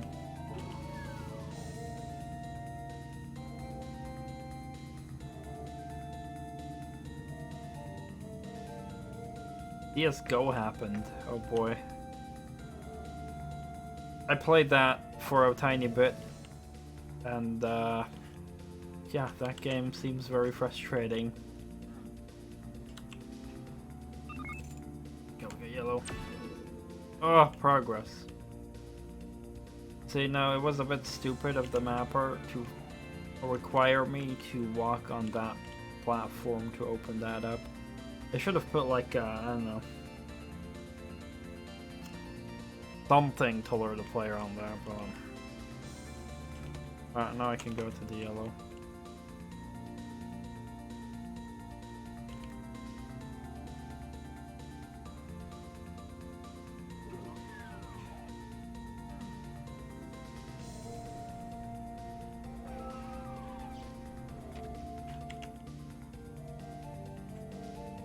Just go jump. Wait, no hazmat suit.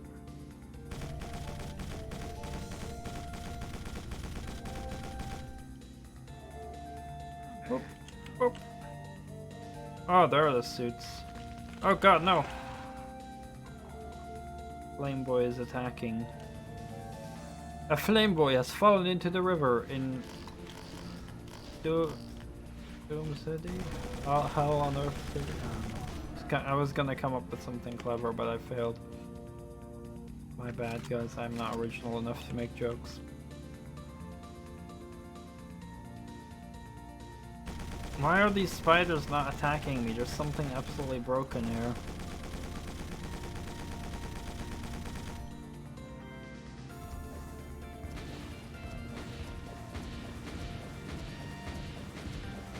This whole map is broken.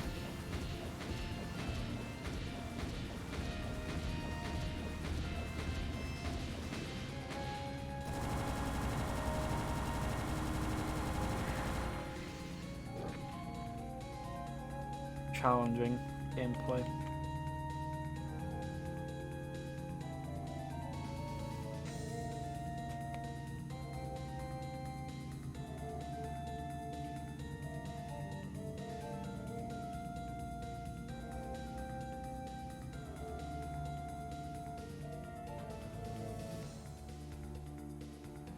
So nice to see people being nice to each other in chat. You guys are wonderful.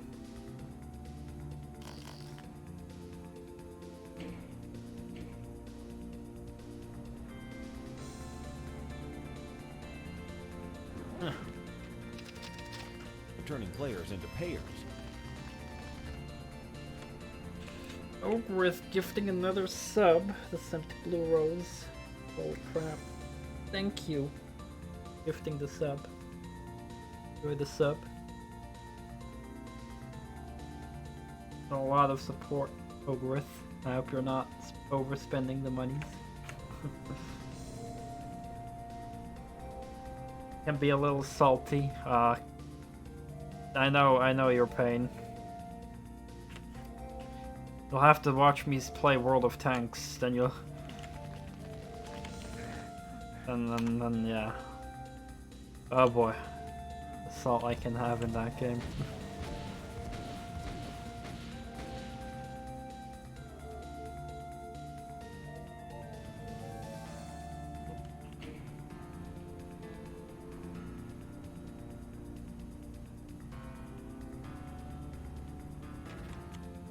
Jumpable.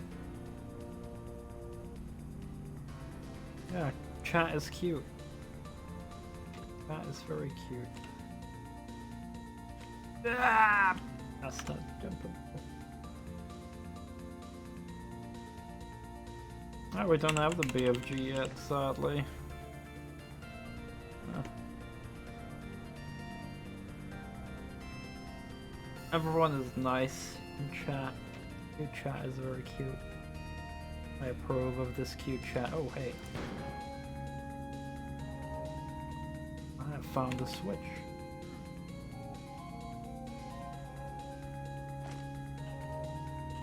Jump!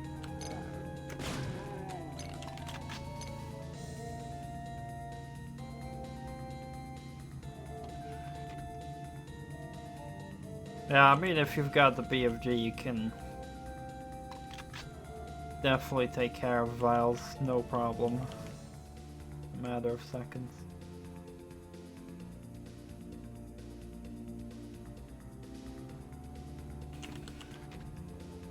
Heck, even Cybes can, given the space, become pretty trivial with just 2 shots, if you time it right.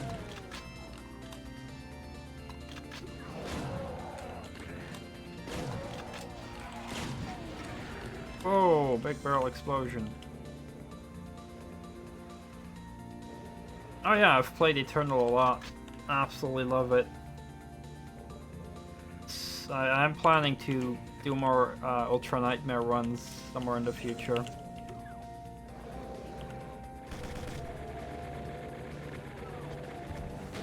A lot of chain gunners.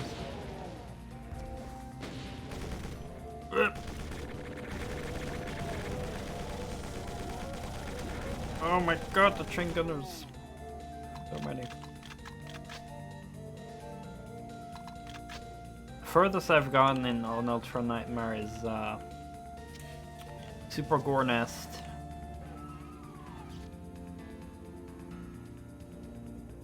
Yeah, I mean, honestly, the worst part I've actually been past. Like, it's really hard to get past Cultist Base. After you beat that, and you start, you know, getting into Doom Hunter Base and Super Gore Nest, that's when the game actually becomes a bit easier, I think.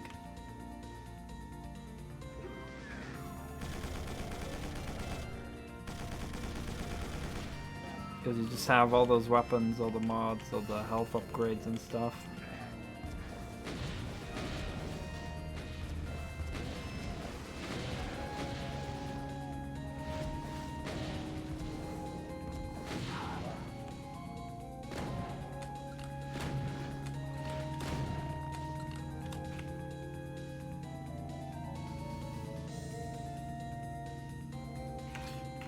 Yeah, especially the second DLC was a lot easier.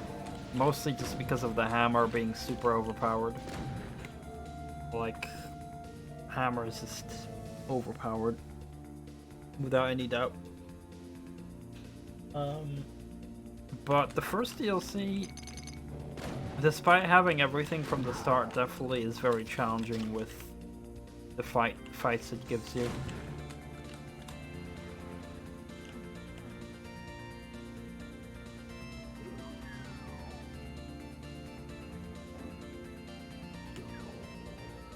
But having all those weapons from the get-go is definitely very fun, because you can just fully enjoy the Doom Dance, as they call it.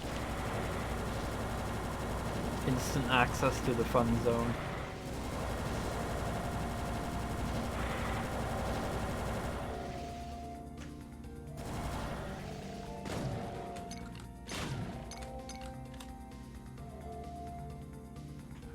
Stack of boxes.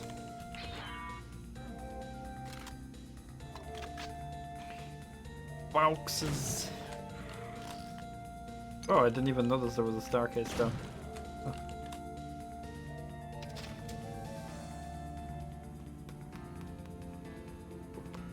We're up.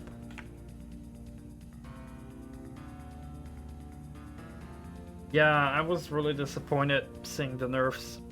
I saw Vinny from Vinesauce play the first DLC, and when he encounters like the possessed, I think the first possessed demon is normally supposed to be a Baron, and it's a fucking Hell Knight, and I'm like, what the fuck have they done?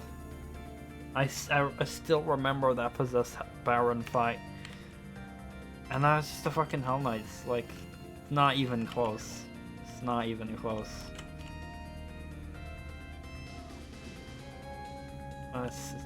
But there are thankfully mods that make the DLC, you know, put it back to normal. Oh, you've been watching him as well, nice. Yeah, I was watching him live.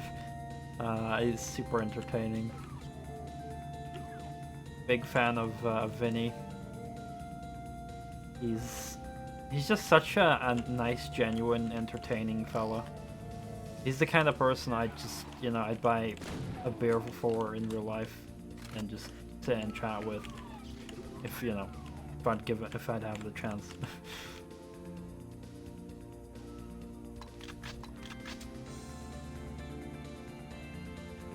I also remember watching him play the base game back when it came out last year. Fighting the Doom Hunter boss. That's so funny. He kills the first Doom Hunter. We're not done yet. Then he goes like, what do you mean we're not done yet? There's 2 of them! There's 2 of them! I love this reaction. It's just, Vinny's reactions like that are just so great. Oh god. What the hell was that? Oh boy.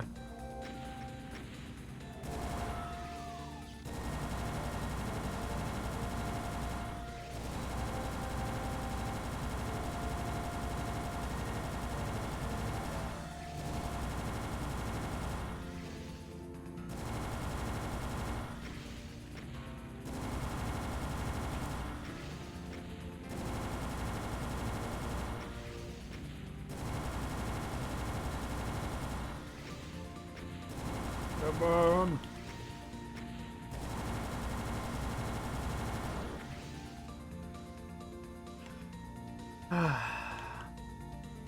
I'm looking for. Oh.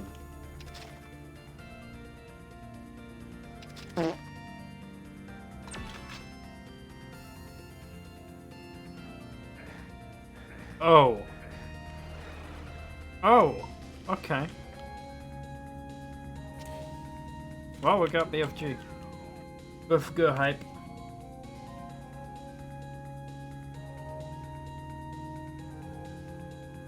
Yeah, I agree. Auto Shoddy is very underrated.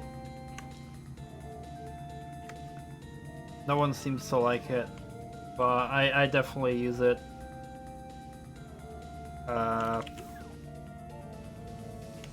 For me personally, I see the Auto Shoddy as just very nice DPS.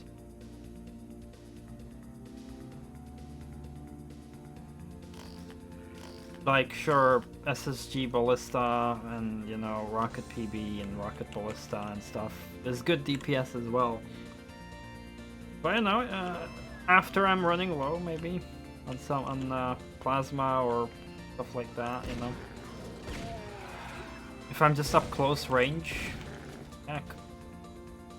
Spamming the SSG, or the SSG, the Auto Shoddy. Yeah, it's just very nice, especially when you like freeze an enemy or burn them, or just spam them in the butt and the dick like Mayo does.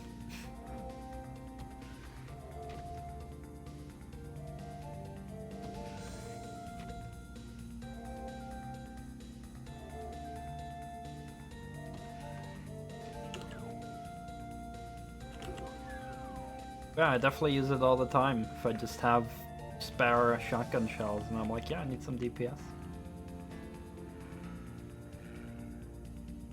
I'm looking for, oh, here we go. Oh, that was it. Ah!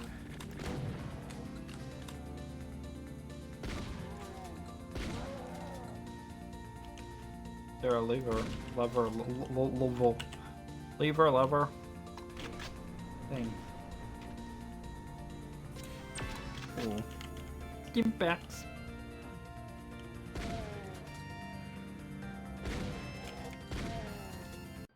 Haha.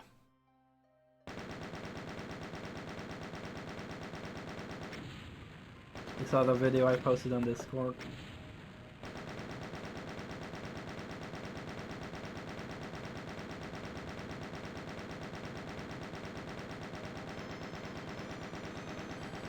Yeah, it was a good video Mayo made. I just love the occasional shit posts he makes.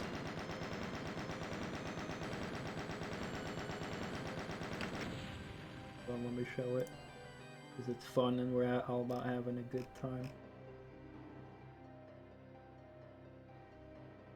Because the video starts out very serious, and then it's like very quickly, it's like, oh, you should post it.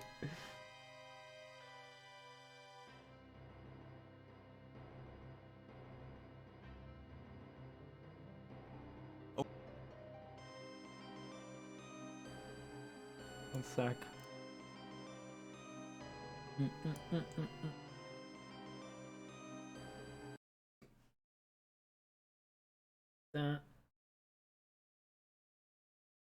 Because there was just the whole discussion meme about the auto shoddy, so he just started like. Over the past few days, a couple of fraudulent and talentless Doom Eternal players have been attacking my beloved full auto mod. Just the way he says that, you already like kind of notice like he's kind of already joking, because he's like pretending to be upset that they were insulting his full auto. Everyone is coming into my streams asking, Mayo, are you gonna respond to so-and-so's video? And yes, I am. There's really only one thing to say. You're not using it right. Everyone knows that full auto has to be targeted at the dick or the butt to get that sweet damage boost. And just freaking compilation of dick and butt shooting. I'ma make you jump up with my pumps. My pumps.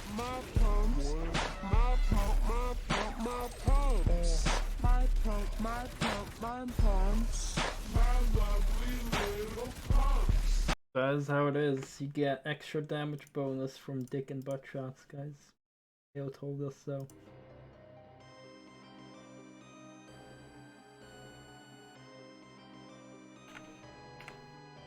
Yeah, it's like a slowed down version of like, I don't know what it's called, but I've heard that song before. By some kind of pop song.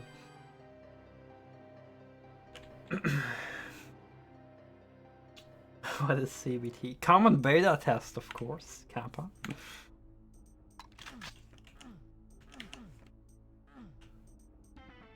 Some intimidating helmet.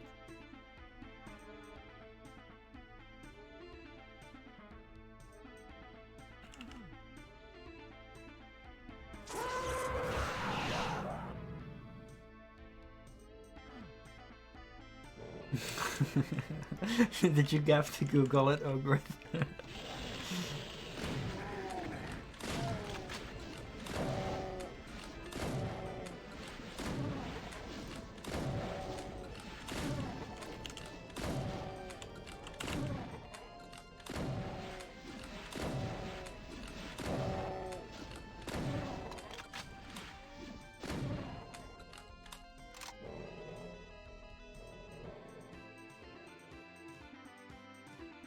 I hope it didn't show you images.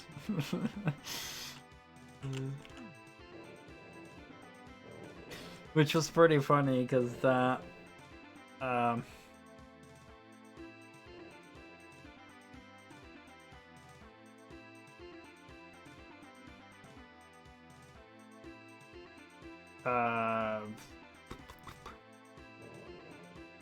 me and my mother were talking about ducks a few days ago.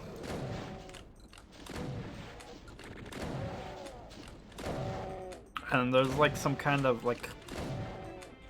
over here in the Netherlands, the most common duck you'll find are mallards. Just, you know, typical European ducks. But there's like one plain white duck that most of the time stands very tall. And my mother described it as a Chinese duck, because that's what she heard. And she wanted to show me a picture, so she said like, yeah, just Google Chinese duck, you know, and you'll know what I'll be talking about. So I just Googled Chinese duck, and the only images that popped up were literally like images of like the dish of Chinese duck, because that's like a popular dish. So we were both pretty laughing out loud when those images popped up. And I was like telling my mother, oh, so these are the ducks you see outside, Mom. Yeah, Peking duck.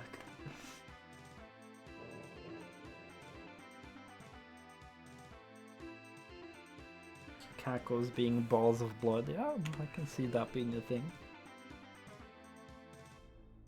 The Doom Eternal cacos have like freaking look like a ball sack on the back.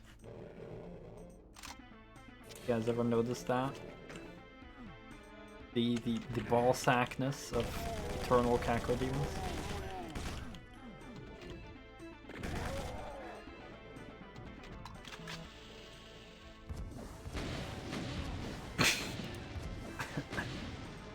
Oh, their stomach, okay. Stomach ball sack.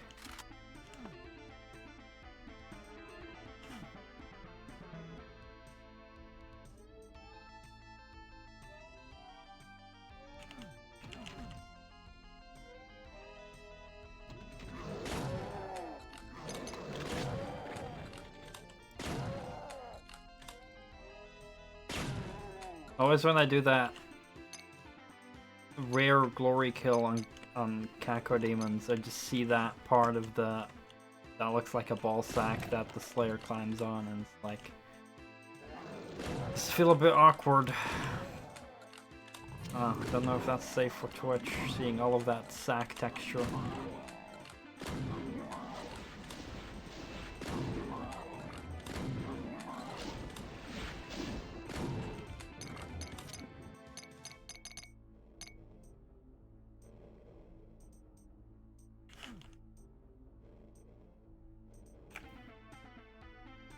I have some mallard ducks that live in my backyard.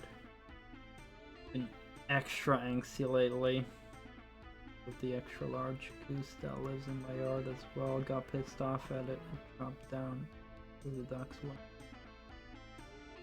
Jeez.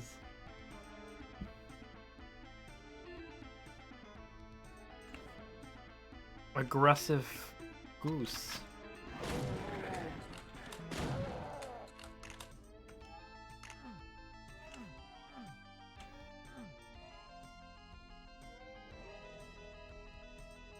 It's pretty wild to just see, like, you know, animals that you yourself aren't really afraid of, because, you know, I don't think ducks can really hurt humans.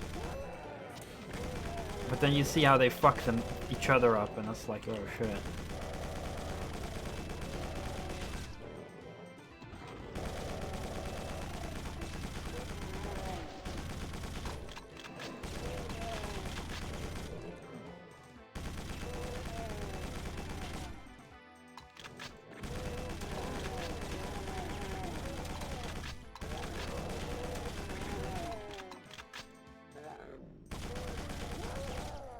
A lot of chain guns there.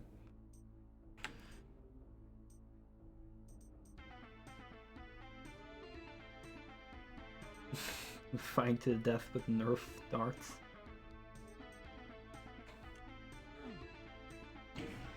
Yeah, I usually like ducks. I think they're pretty cute.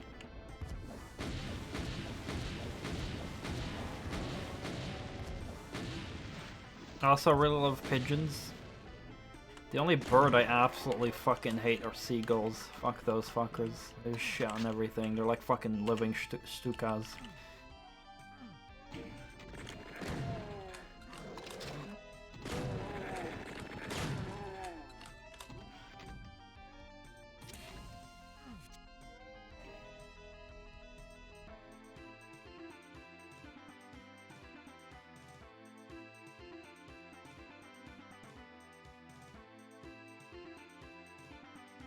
Vinny counts as a duck. Sometimes he makes duck sounds. Donald Duck.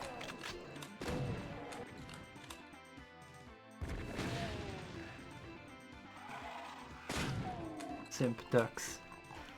Watch out before Twitch bans you, Kappa. For using the word simp and incel and virgin.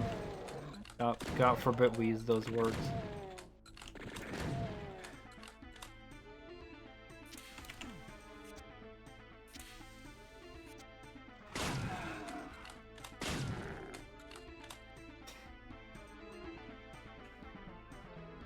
It's pretty funny because, like, I never even considered using those words at all, and ever since that ban happened, I'm, like, slowly using it a bit more.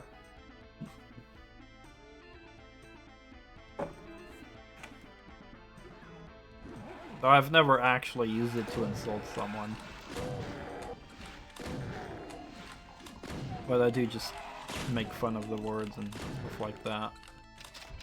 Man, this map is fucking amazing.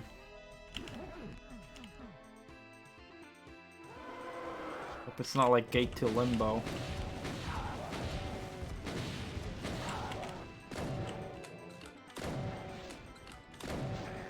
Oh god. I think Gate to Limbo is still one of the most confusing maps of Vanilla Doom to this day. Ah!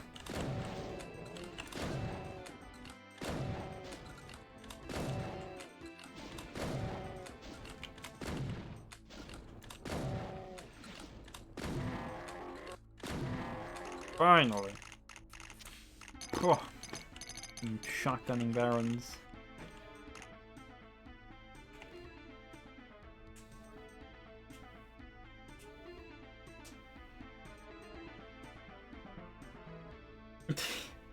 Yeah, I believe it's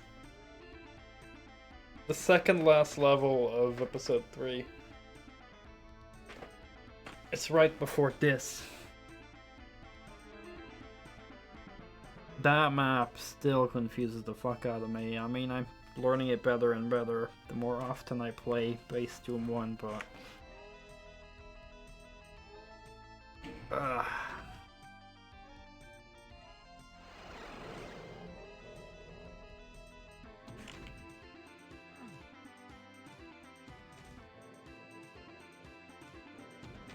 Oh, I haven't killed these plebs yet. Yeah, I use the word pleb way more often. I think that's like the main word I use. That's like an innocent insult.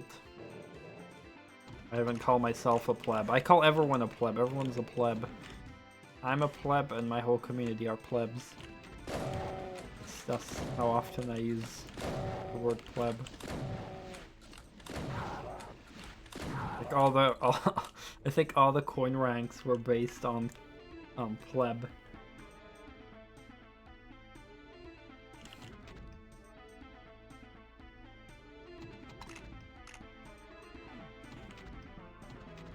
Look at all the susuchas.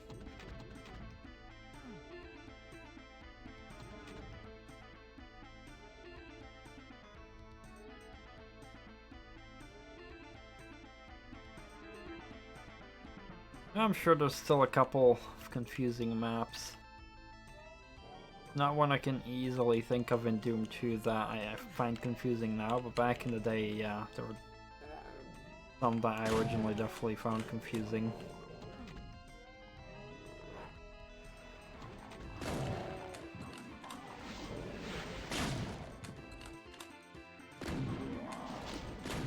I need some armor.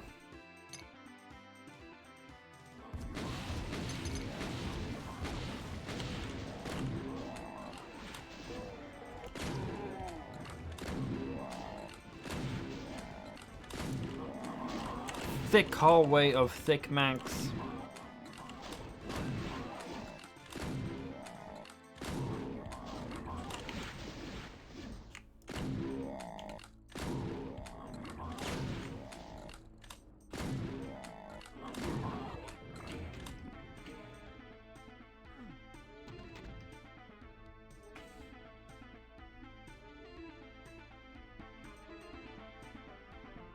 Yeah, just play some amazing WADs.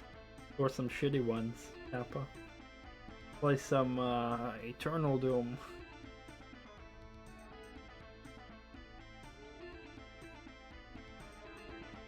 Oh yeah, I want to stream that as well. Shadow Corsa Project Cars. Like, sooner or later, I'll just start doing practice sessions with that. Learning how to use my steering wheel with those games. Just driving around the Nordschleife or something.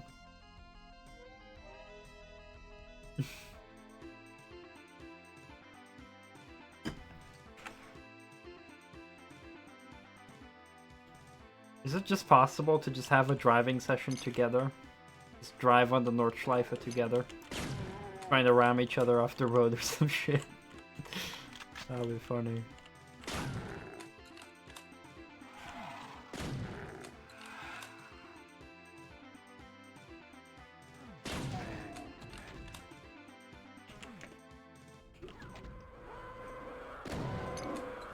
Fuck. Oh god, yeah. Emergency!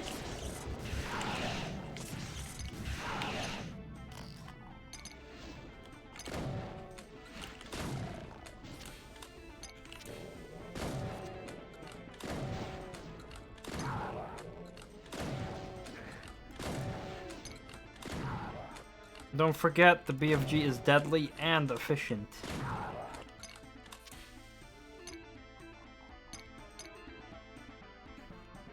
And I'm not kidding, it is efficient. It takes more ammo to kill a Baron with a plasma than it takes just whipping out the BFG, spending 40 cells to kill a Baron.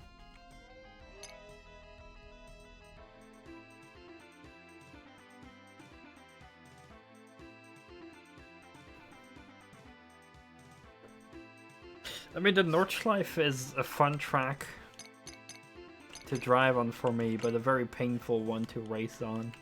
Because the road is very wobbly, and a lot of the road surface is just very, very narrow.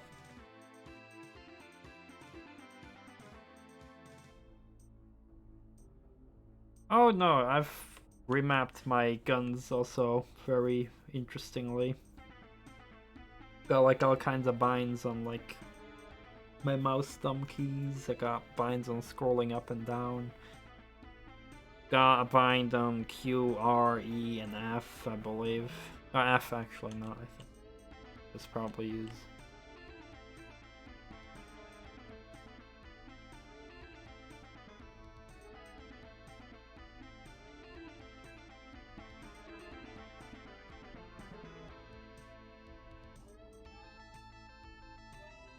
There's a bug on my frickin' pop filter. I got Ballista on my 1, but also on my scroll up. SSG I got on 3 and on my scroll down. Regular shotgun on 2. But then chain gun I've got on control.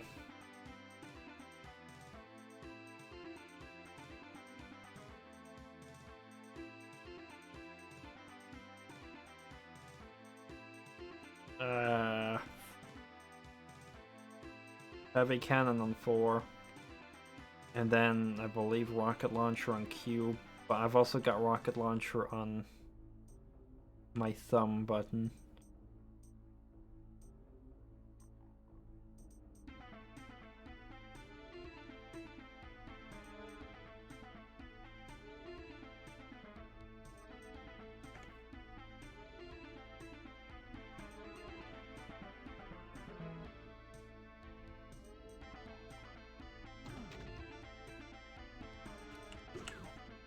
I just wish I could learn how to quick swap between rocket and precision bolt, but I just cannot get the hang of it. I know it's about muscle memory, but I cannot learn the muscle memory at all. I've tried so often to quick switch between rocket and then precision bolt quickly, but I just cannot learn it. So instead I'm just doing ballista rocket switches without precision bolt.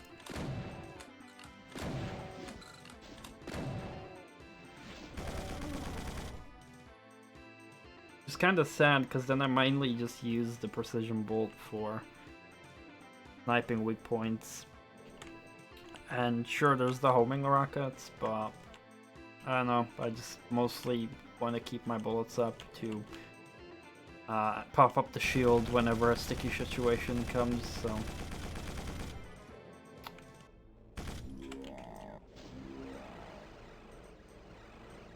Another wave of cacos.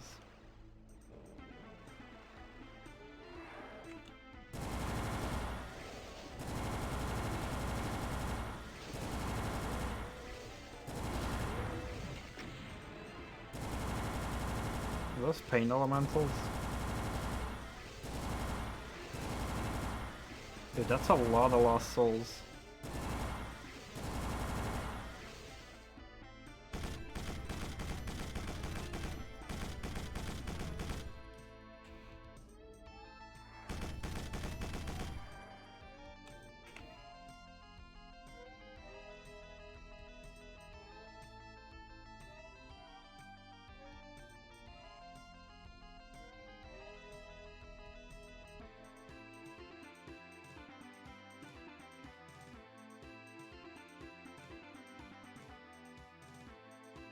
More than 6 gears.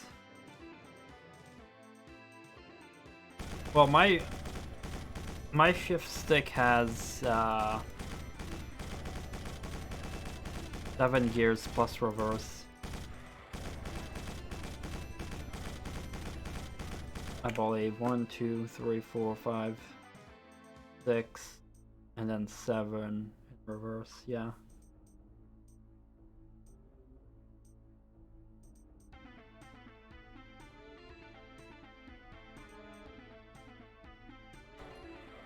But yeah, if it's 10 gears, then yeah, that's gonna be a bit more problematic.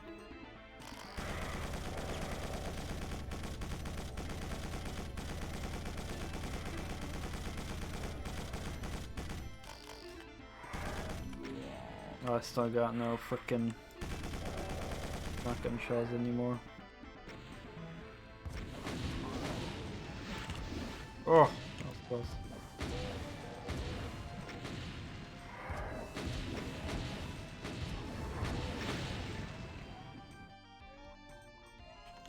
Still more plasma cells, but no shells. But yeah, that's, I think, the magic in Doom Eternal, just skill-based gameplay. Just the constant thinking of, like, how am I gonna tackle this? Keeps you busy. It is still, like, in my opinion, Doom Eternal is the best FPS game ever made. Because for decades, I have not had a game like that where I completed it and I was like, I feel like playing more of it, or like, I want to play it again. I never have that with games. At least for decades, I haven't. Like, maybe when I was a kid, some old games, you know, when I completed it, but that's mostly because I didn't have other games. Well, Doom Eternal, I was like, fuck, I want to play it again. That's how fun it is.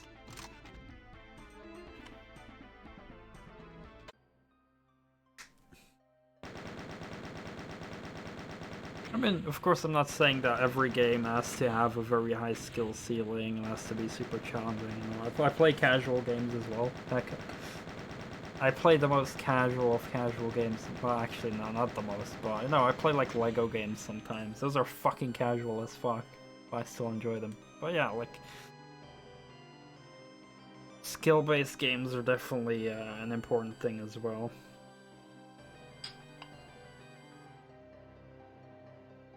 Stuff that, you know, keeps your mind awake. Did I finish my glass of wine? Doing very slowly with the wine.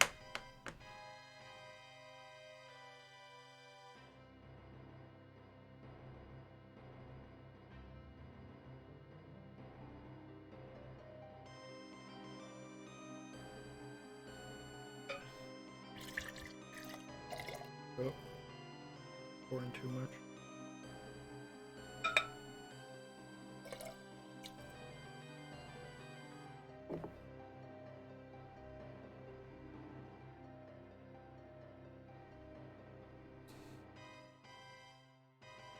Yeah, that's the thing. I don't think there's anything wrong with playing such different types of games. People will call... Like, I'm sure there's a lot of, like, die-hard freaking, you know, hardcore gamers out there. I mean, heck, sometimes I even refer to myself as, like, a hardcore gamer because I just play so many, but just, like, you know, those absolute top hardcore gamers, you know, who will despise you if you play anything casual. Like, why? Like, sure, skill-based games are important, but, you know, having some fun with a casual game is also fun, and enjoy what you want to enjoy. Just make sure that you enjoy what you like, and don't ruin things for others, what they like, you know, just let everyone enjoy what they want. That's always how I feel like it.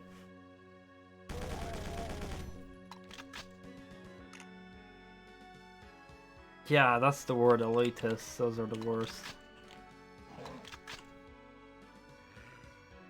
I mean, sure, I look down on mobile games. Those are just objectively trash.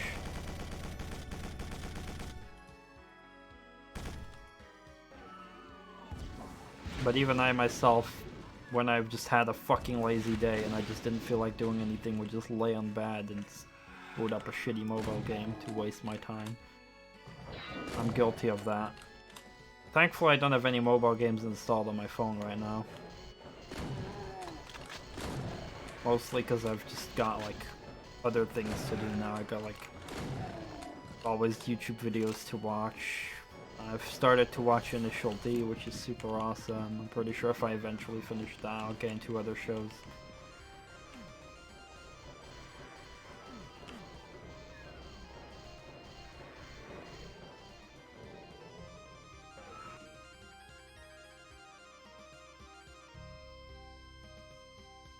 Yeah, exactly. The most competitive game for me is World of Tanks.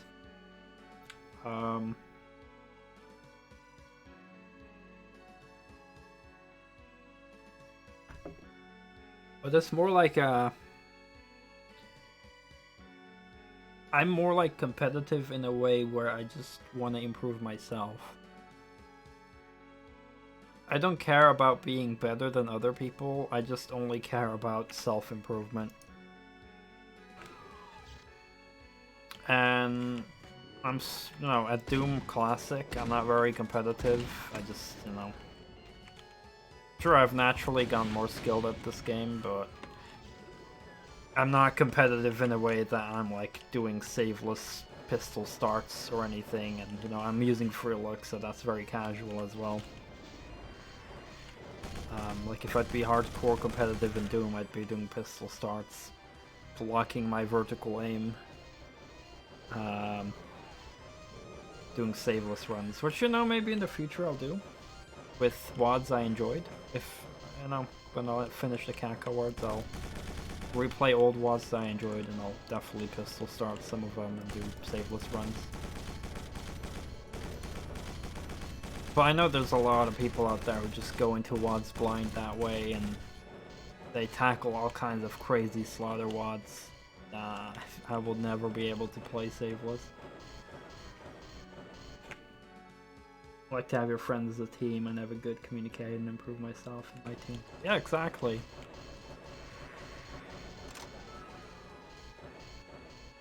Sometimes I team up as well with people, though. For me, it costs a lot of energy to consistently communicate with people through a voice. That, you know, sometimes I just need some alone time. Like, I wouldn't be able to constantly play co-op. Need, like, little breaks from people.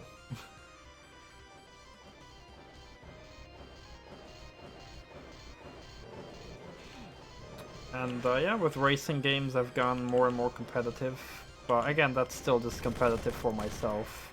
I don't care about becoming better than other racers. I know there's so many sim racers out there who are just so good. But it's just like, for me, just getting more and more into racing, slightly more into more realistic racing sims and stuff. But also enjoying arcade racers. Like, you'll see me play Gran Turismo and Forza, Need for Speed. And then I wanna also learn how to drive an Assetto Corsa and Project Cars. But then I'll also play Burnout. Because Burnout is fucking fun.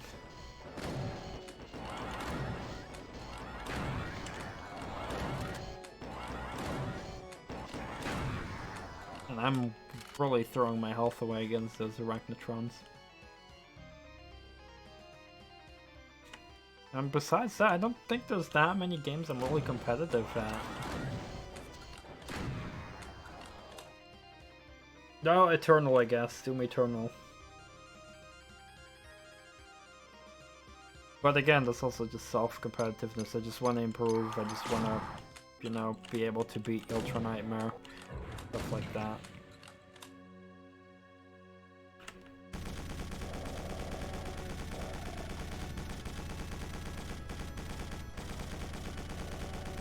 Yeah, Doom Eternal, Racing, and World of Tanks, where I'm mostly competitive at. And the rest, I think I mostly play very casual.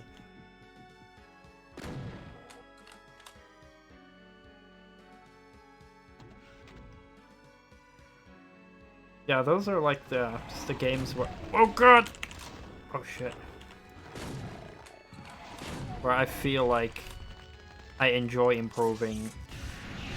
I enjoy that improvement. Fuck. Wow, why did you not die, boy?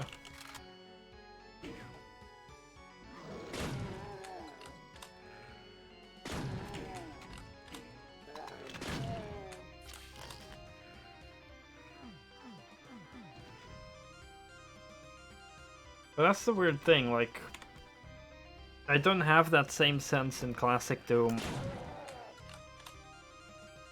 Where I feel like, oh, I need to be more skilled. But I think that's probably because, you know, I'm not tackling things saveless yet. But then again, the skill in classic is, for the most part as well, just learning a map. Like, if you tackle something like Sunder or Sunlust or whatever, you gotta learn the whole map, learn all the encounters.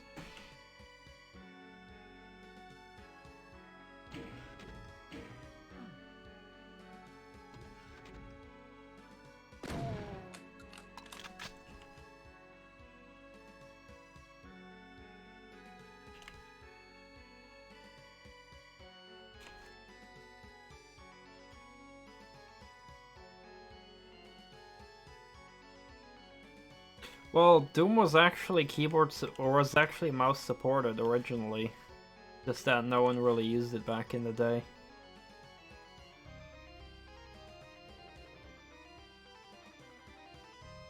But yeah, playing keyboard only was how I would play back in the day as well. Furthest I even got back in the day when I was like 7 is getting to the final level of episode 1 of Heretic without cheats. That was an accomplishment, but I couldn't finish the boss.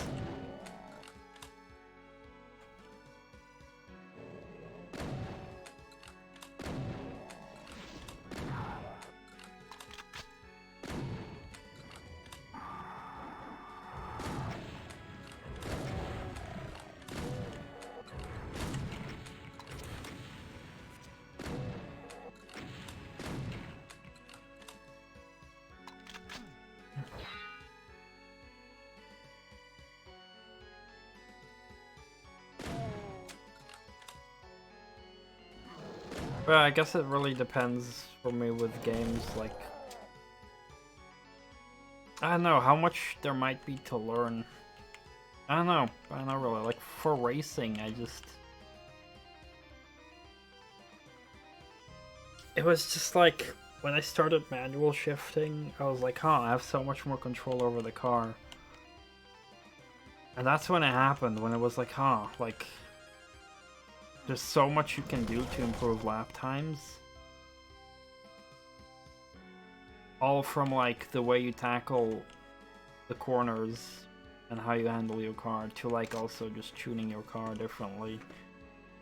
And that just, you know, is so deep, and I just got like that brings such a satisfaction to me of like content of like, huh, like every new car you'll drive is like a whole new package to learn, right? Because every car drives pretty much differently. Because it's got a different engine, it's got different weight distribution, different suspension. So it's like every single car will be a separate challenge that you can tune to your liking, and that just fills me with joy with how much content there is to get from that.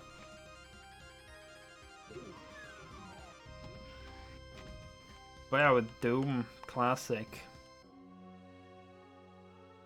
I know how to strafe, I know how to, you know, do strafe jumps and stuff. I know how the BFG works. I know how many hits it takes with most weapons to kill enemies. I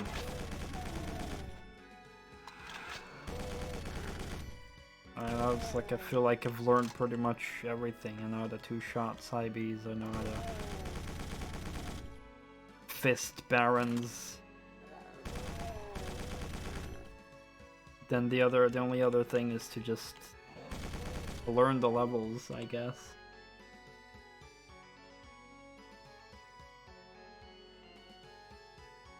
But I guess with classic Doom mods, you don't have the guarantee that what you're gonna play is gonna be good. Because I can see myself getting more competitive if, for example, I grab a WAD that I really like for example, No Rest for the Living. Because I know I like that WAD. So I'll be going in like... Because like every first playthrough will be casual, right? But then I completed it, and if I could do it again, I'd know all the monster spawns, all the weapons, and most of the secrets. And then I'd like... Yeah, that's where it starts getting competitive. When you start tackling a level, when you start tackling a WAD multiple times. Where it's like, oh, I want to do it saveless. I want to do it pistol starts. So I can definitely see myself getting a lot more competitive if I do that.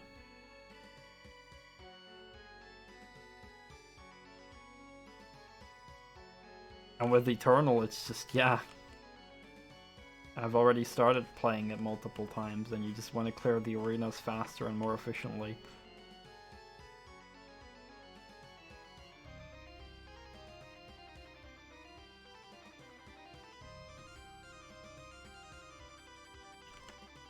I've actually thought about playing all through Doom 1 with just a Berserk. So at the beginning of every level, just spawn a Berserk and just try to fist everyone. That would be a fun run. I should note that. Doom Berserk run.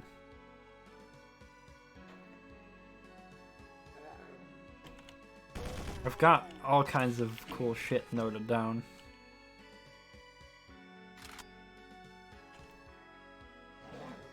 Or like planned future Doom stuff. So now I've got, you know, the 10 times monsters mod, corruption cards with chat boats, playing Doom with the steering wheel, playing Doom with the helmet on, now Doom Berserk run. Hell yeah. Lots of ways to enjoy Doom.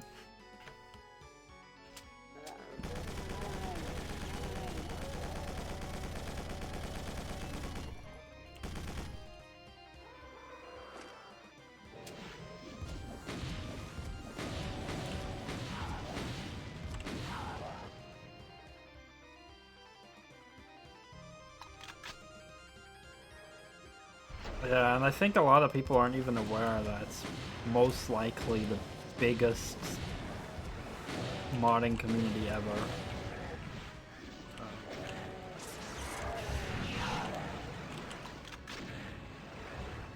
Won't count S.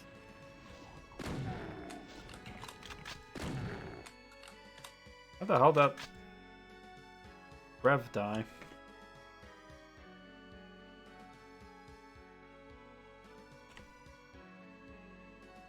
Seriously, if you'd ask a person who is not like into Doom per se, but just a general gamer, you'll ask them, which game do you think has the most custom content ever? They'd probably say something like Gary's mod or Skyrim. But I'm willing to bet that, I mean, I'm pretty much 100% sure that Doom Classic has more content than that. Like the amount of custom WADs you can find, you know, decades, like as old as the game itself, you can find WADs.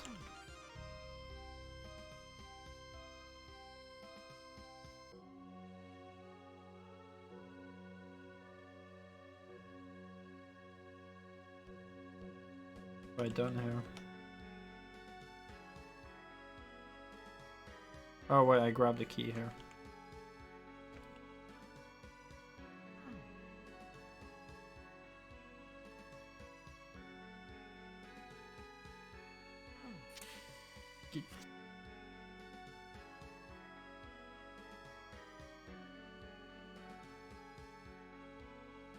A mech tit.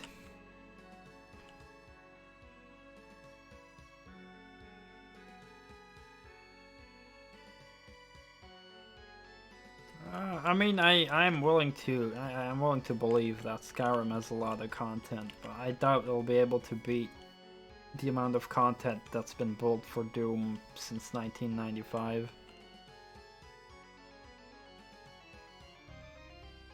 I mean, a lot of Doom content is crap as well, just a lot of shitty random WODs made by people, but there's a lot of content.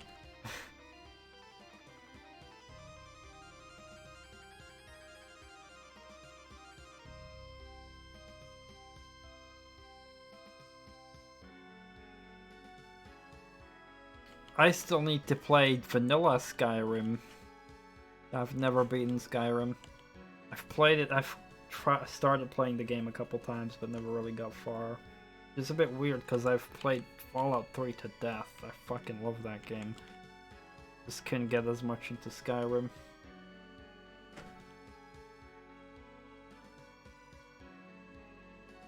Even though I do like the level up system in Skyrim. The more you use a certain skill, the more XP and levels you gain in it. It's pretty cool.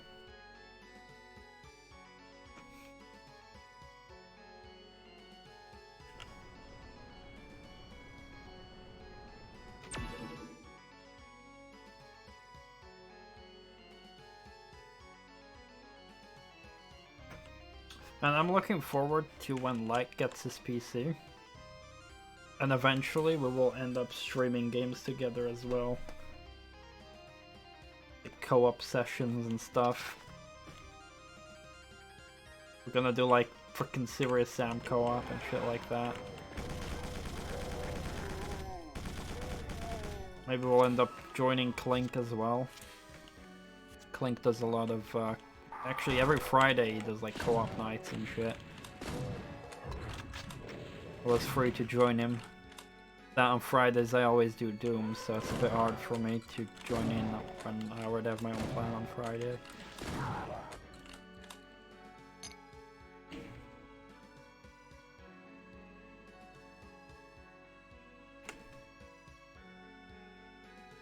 Feeling pretty tired. Have a great day. That's cool, Blue Rose. Thank you for coming over and talking. It is greatly appreciated. Appreciating all the chats and conversations.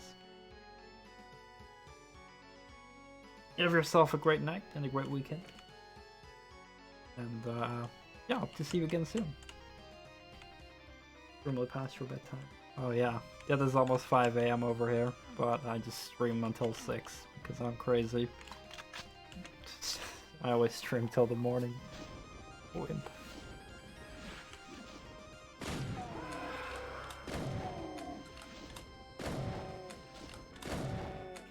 Yep.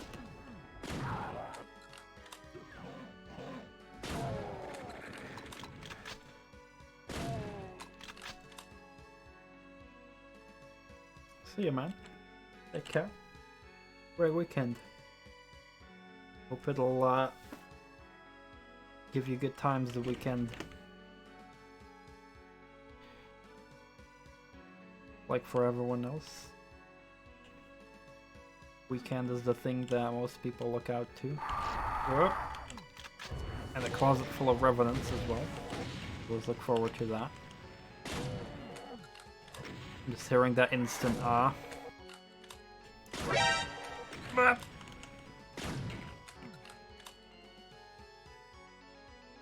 Skeletons.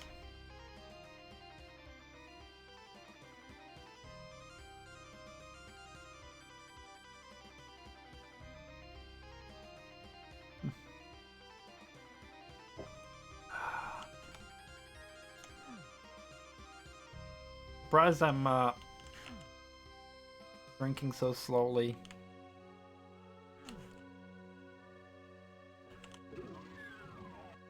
Like I'm not feeling tipsy at all yet.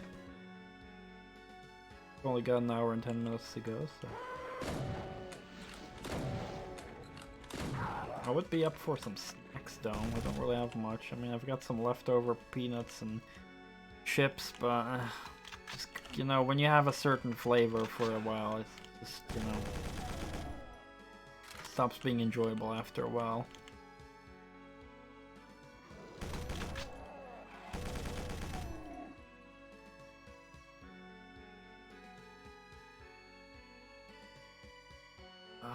Leftovers. I'm probably gonna have to put some, how do you call them? They're like baguettes that you put in the oven, but instead of like a long baguette shape, they're just round buns. Gonna put those in the oven and just make some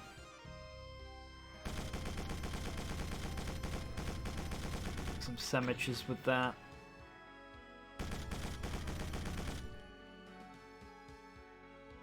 Well, the specific ones I have in my fridge are without any toppings. But no, I'll just cut them in half, put some butter on it, slices of cheese, got like slices of like chicken thingies, and I've got like slices of pickles. I got cherry tomatoes I can cut into slices. I rock pieces of like roasted, like roasted minced meat or something. Kind of slices. I don't know how to explain it.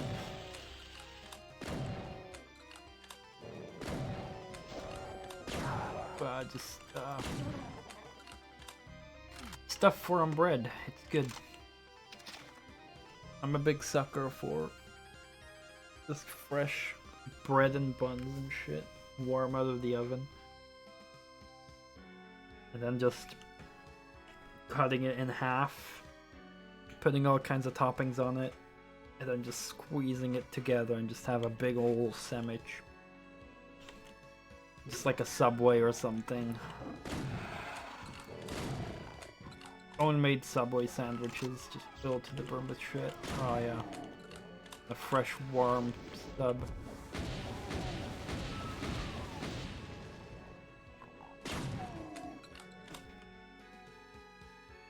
Often I also put a little bit of chili sauce on it for that extra spice.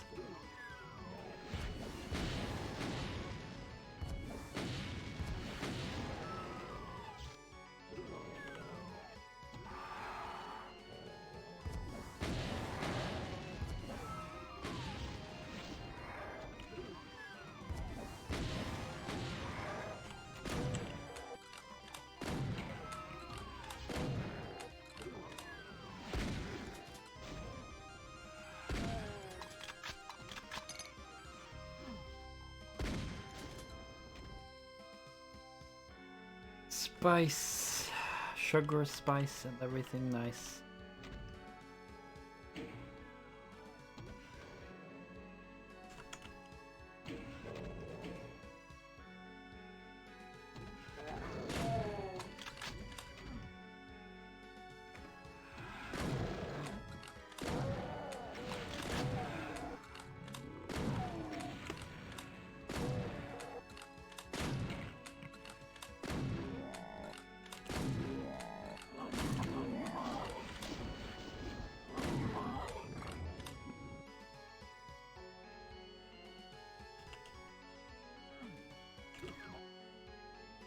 Oh, I'm back here.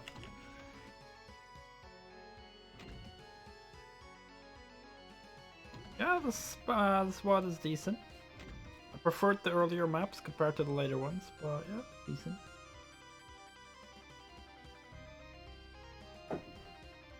No major complaints. Not even really any minor complaints. No.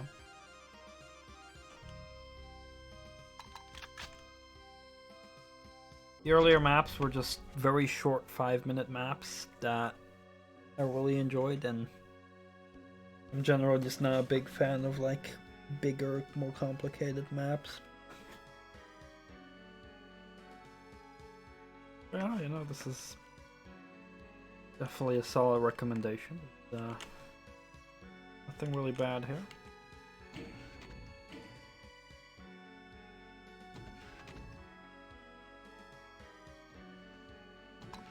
I definitely feel like that has some worth to it. What you're saying about just keeping it vanilla.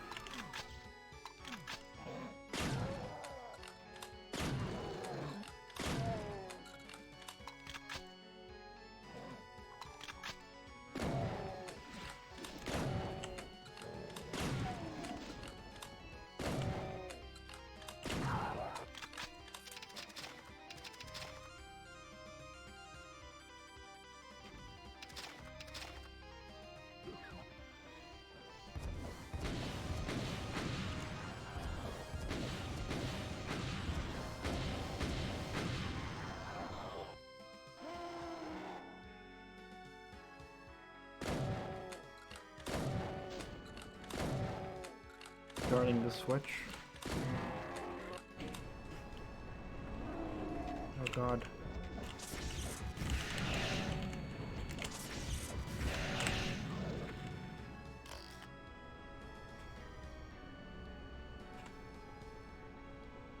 Easy casual 2-shot, by the way.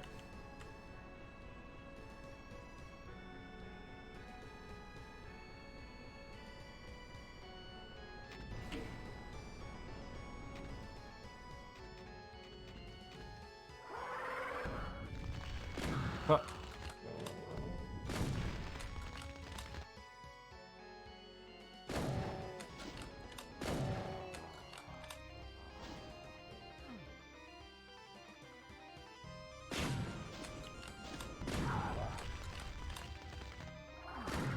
Oh god, there's more!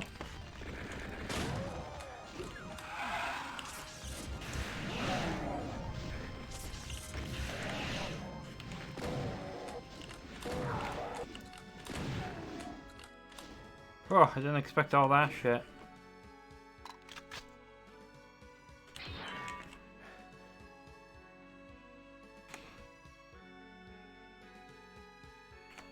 Yeah, you know, I think it's always good to just have variety, which sometimes just using the original textures is the variety that we want.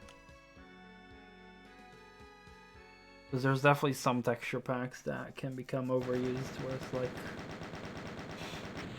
outstaying its welcome. But I'm all in for variety, and I know I'll enjoy WODs that are more true to OG vanilla Doom, and I'm also into complete overhauls like Pirate Doom, and I'm even into complete fucking TCs that change the whole game, that, you know, the game isn't even Doom anymore. That's also absolutely fine.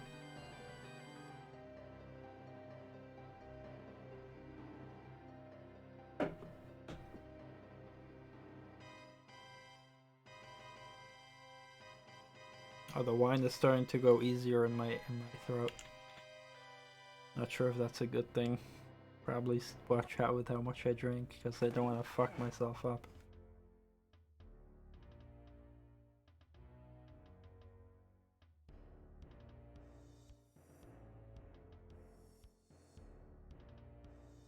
Alpha Tower, is it like the Emerald Tower?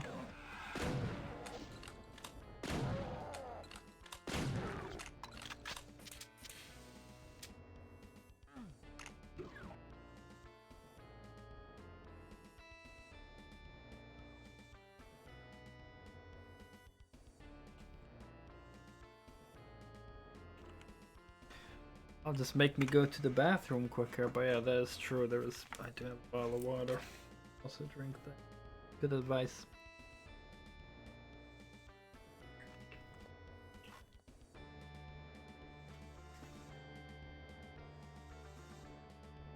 That feels very weird on the tongue, actually, after having dry wine.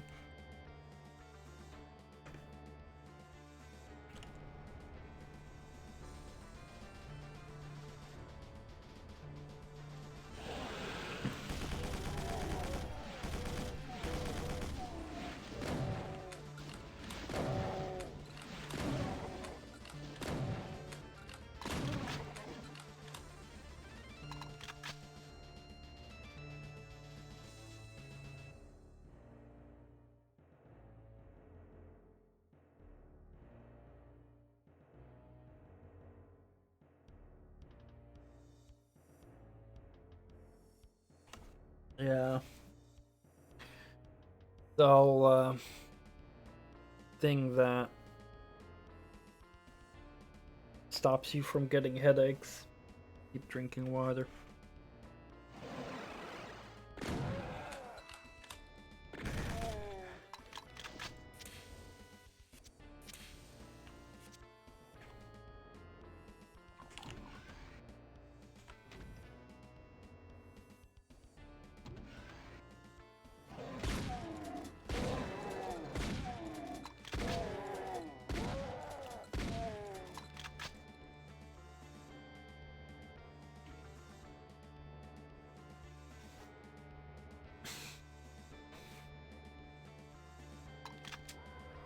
That's for that.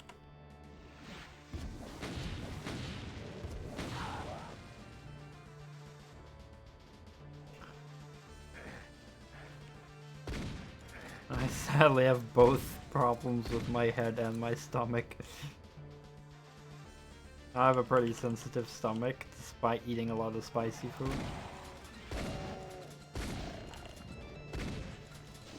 Guess it's more like my stomach is sensitive when it comes to just nerves and shit, rather than the things I eat, I think.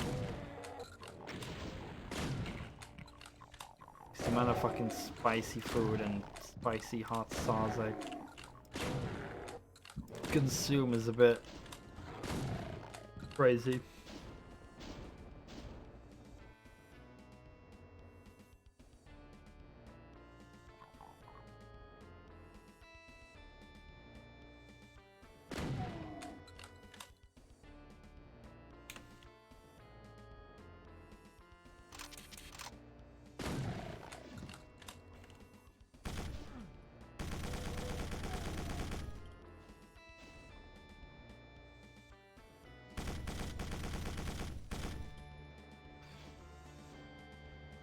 I'm like, I've got 10 episodes to go to finish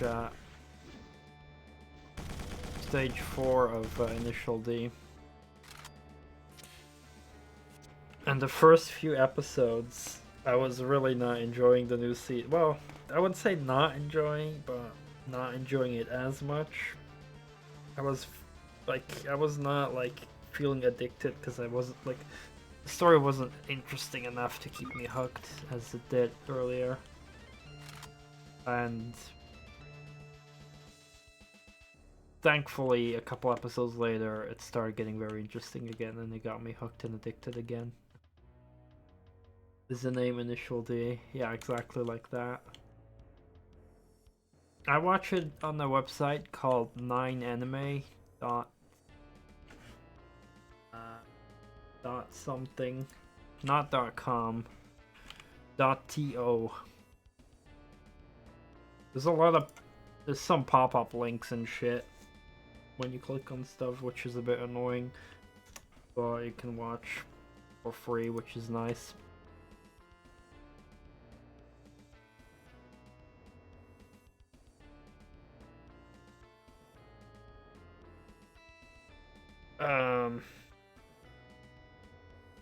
But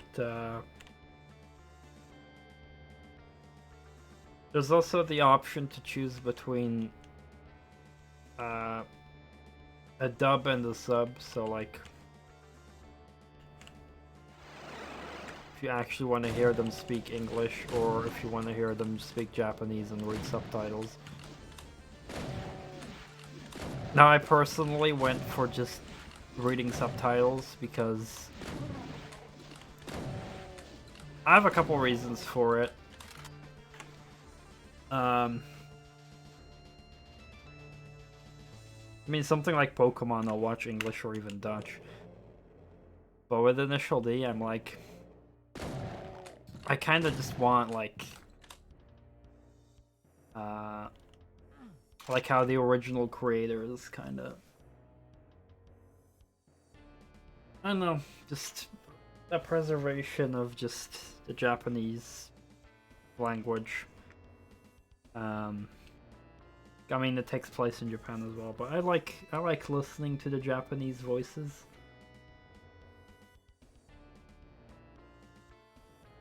The voices, I feel, are very emotional, and maybe it's just a bit of a meme, but very often I've just heard like English voice acting of animes and it just sounded terrible and cringy. So you know, to just get the authentic experience, and you know, on the side I also see it as learning Japanese a little bit. I don't know a lot yet, but you know, slowly but surely I'm starting to notice certain words being more common, and I really just appreciate learning some small things about the language and some traditions with how they say things and stuff like that. Even the whole like title thing in Japan going on, I'm very interested in. Like the whole, you know, San and Kan and Kun and all those titles that people have, which I'm slowly learning better and better. I kind of know most of them now, what they're kind of stand for.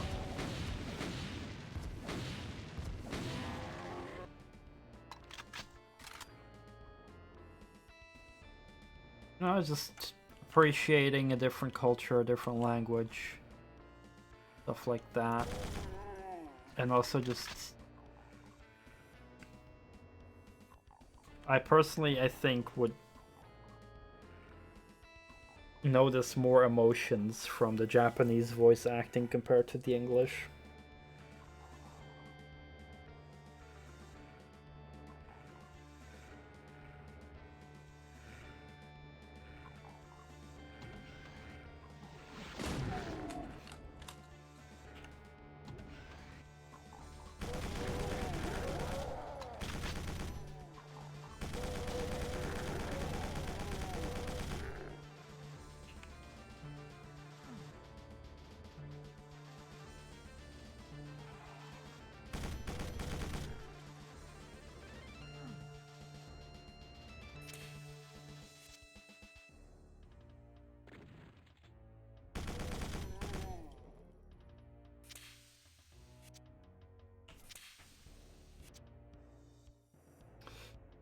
The one issue that's gonna happen is when I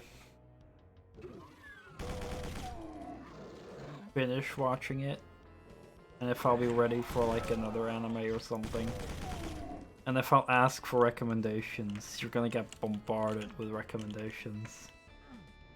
Like if you ask on the internet, like, recommend an anime, oh boy, you're gonna get bombarded.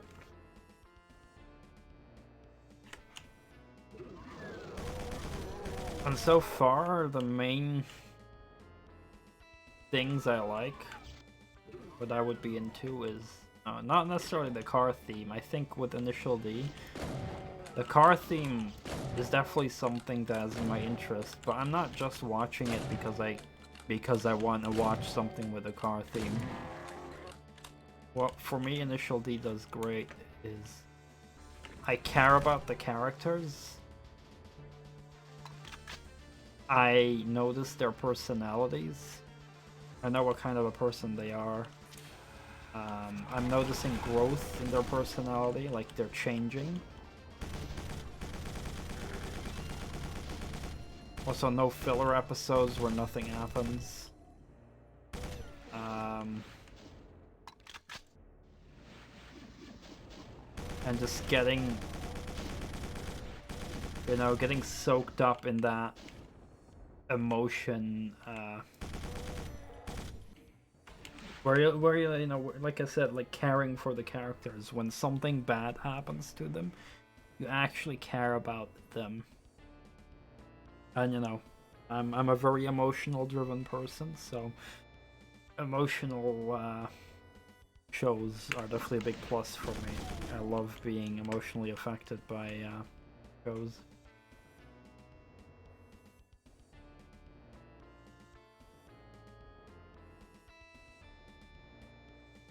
Yeah, don't watch shit like, well, shit, I mean, just, if you don't like filler, then yeah, avoid stuff like very mainstream anime, stuff like Pokemon, Yu-Gi-Oh!, Dragon Ball Z, and stuff like that, because that kind of shit is filled with filler.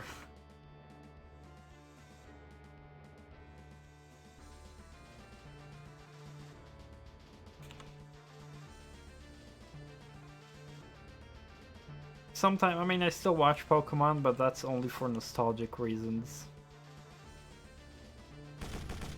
Same with Power Rangers. Like, Power Rangers is a fuck ton of filler as well. The plot barely really moves. But I just watch for the action. Oh god.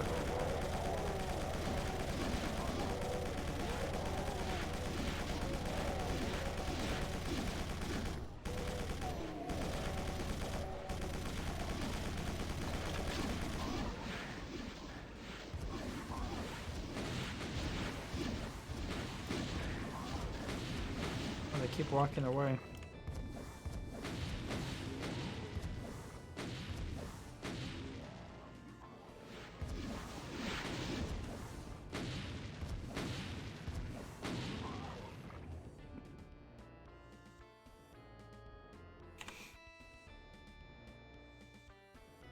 But yeah, like, I can enjoy a show if it has something that I'll watch it for, so like action or just nostalgia.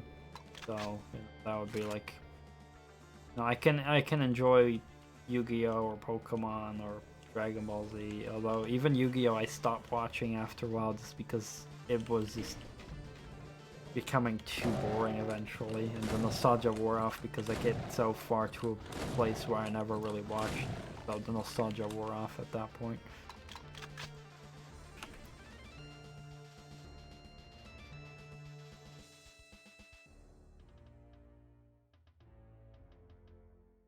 I think I've already asked you, but you did see Interstellar, did you not? I think you did. Unless I'm wrong. Yeah, okay. That's good. Yeah, it's my favorite movie of all time. And that's coming from someone who I always said Star Wars were my favorite movies, but yeah, Interstellar beat Star Wars for me. In terms of just being my favorite. I'm not trying to be like, oh, Interstellar is better than Star Wars. They're completely different and not comparable, but in terms of just me personally affecting me, yeah, Interstellar is my favorite movie. Yeah, I cried a couple of times as well. Even just thinking about it or hearing the music makes me burst out in tears. Holy fuck. That fucking movie. Oh. That would be the #1 movie I would recommend to any friend. Like, if I'd have a movie night with friends, like, yeah, let's watch that. A must see. Another show I really enjoyed back in the day, which has a sequel that I haven't dipped into yet, is Avatar: The Last Airbender. Fuck, that's awesome. But that was a long time ago when I watched it. Now there's The Legend of Korra, which I heard was also good, but I heard it wasn't as good as The Legend of Aang, so I don't know. Maybe one day I'll dip into Legend of Korra. But Legend of Aang, yeah, that was I super enjoyed Avatar.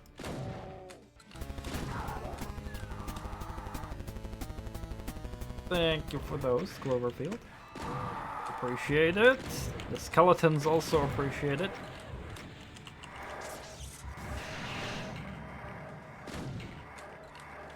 Most of the screams we hear.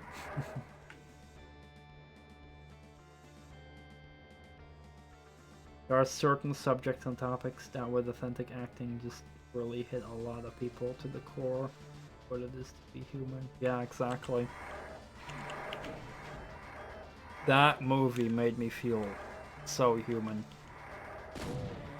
It is just crazy. Like, there's so many scenes that I could refer to in that movie that just are so special. Like, Jesus Christ. Like, sure, firstly, I'll mostly refer to the ending scenes. But even in the middle of the fucking movie, it's already like there's so many moments where I'm just,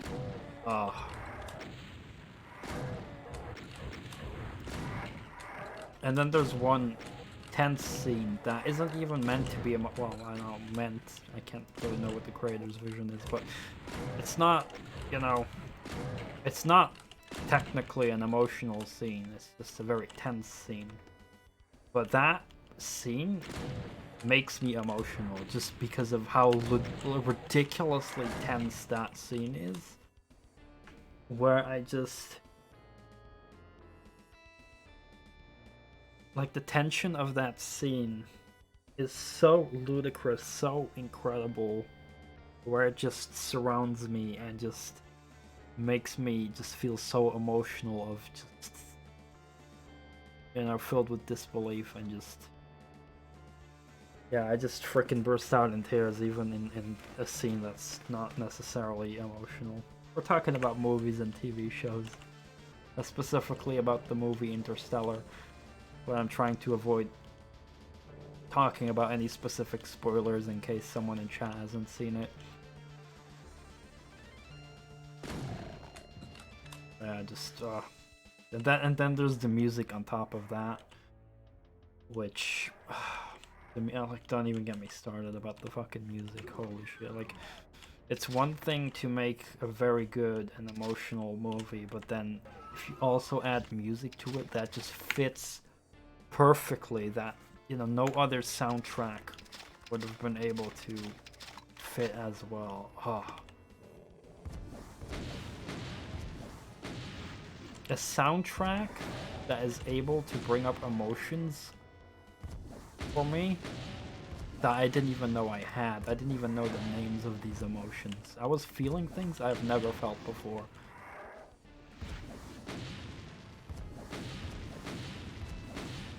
Making me feel a whole new emotion at the age of, what was it, 25 I was when I saw it?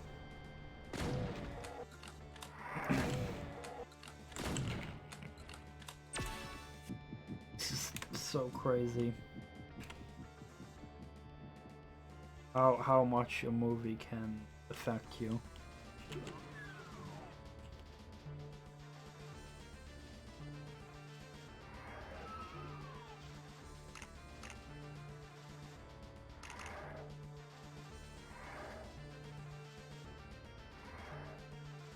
And then there's also, you know, there's a bit of a story behind the movie composer, or the music composer.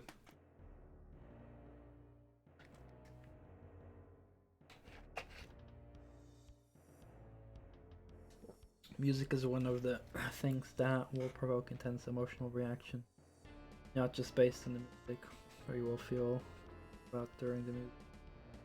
Special, yeah. I heard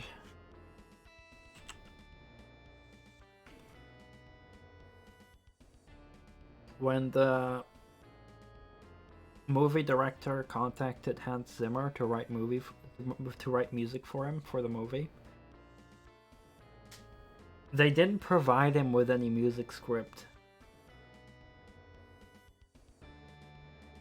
Hans Zimmer got no script to work with, you know, because, you know, obviously it sounds logical, like, if you're gonna compose music for a movie, you kind of want to know what the movie is about, so that, you know, you want to read the script, you want to know what it's about, so that you can make your music to fit in with that, right? But he wasn't given any music. All they said, I believe, was like, it's about a relationship between a father and their kid and their child. I believe that's like one of the only things Hans Zimmer got told about the movie.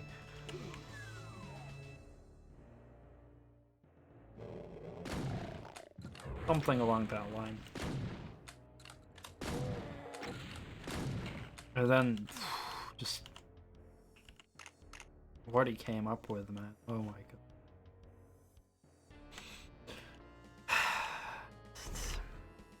It leaves me breathless just thinking about it. Oh god.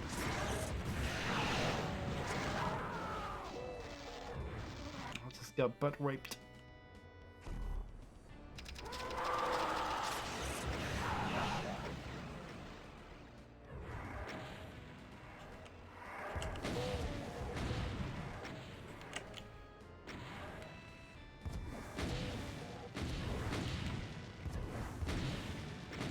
I mean, heck, I'd even go so far that there's one song in Interstellar that I would want to have played at my funeral. And it's... Of course, I'm still too early in life to be talking about that kind of shit, but yeah, like... Definitely a song I would love to have at my funeral.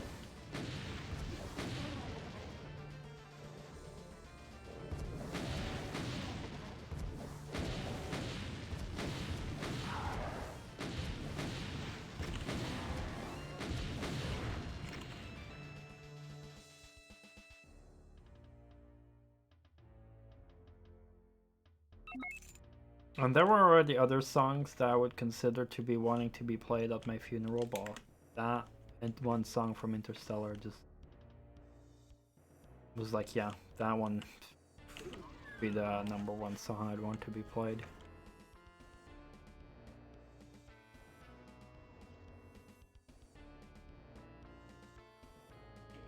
Hold on, I can link it to you.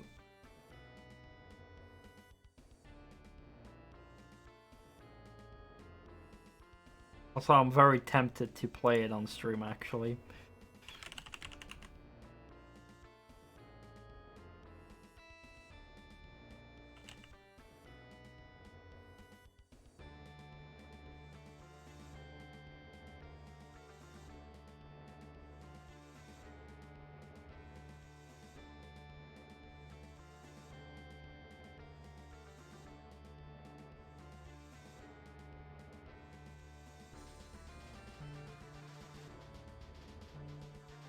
I'll probably get copyright claimed for it, but I can mute it if it becomes blocked, but...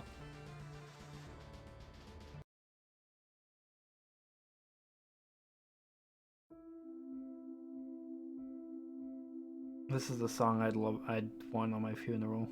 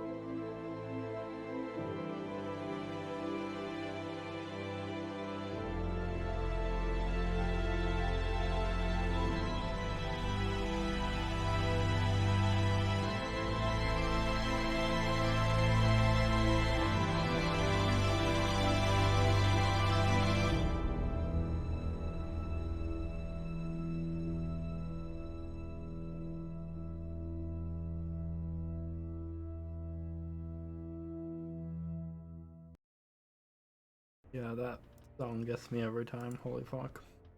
Even though just a couple tears running down my eyes. It's so fucking beautiful, and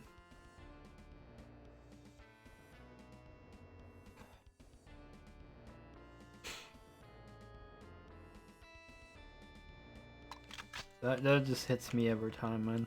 Oh, it's so special to me. So pretty much every other song in the movie is also beautiful, like all the Interstellar songs. Another one of my favorites is No Time for Caution, which plays during the docking scene. I don't want to spoil anything, but you know, there's a scene referred to as the docking scene.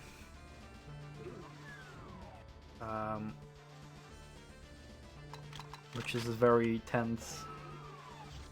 So the song called No Time for Caution plays there, and what's so fucking amazing about that song is that, like, it is. Just talking about it makes me have to play it as well. Like, it's such a tense song, but what gives more tension? What makes a person feel more tense? The ticking of a clock. Why is that? Because if you're running out of time, if you're on a timer and you're running out of time, that's when tension builds up, right? Like, think of a simple thing of like doing something in a video game and you're on a timer. You're gonna feel tense, right?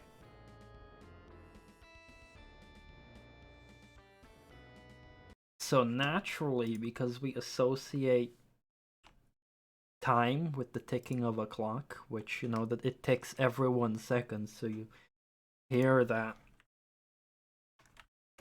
timer going, that just adds so much tension, right? And that's what's so great about this song, is that it plays in a tense scene, but the song itself, the beat of that song is exactly a ticking clock, which really just intensifies the tension you feel. That's why I love this song as well. You'll just hear how fucking tense it is. Just the ticking of the clock, you will hear it in the beat.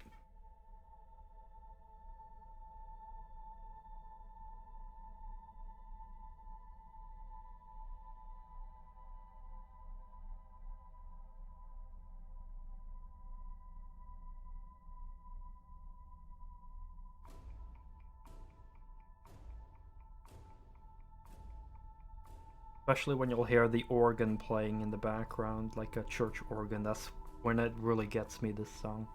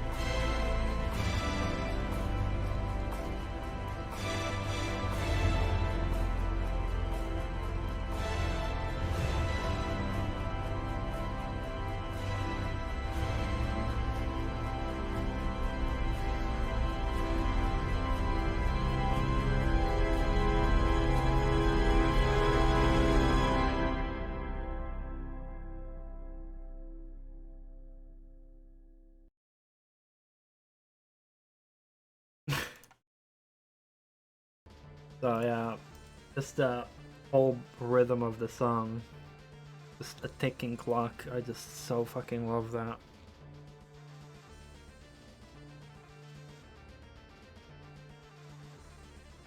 And then you look at the video on YouTube, over 45 million views. Absolutely deserving.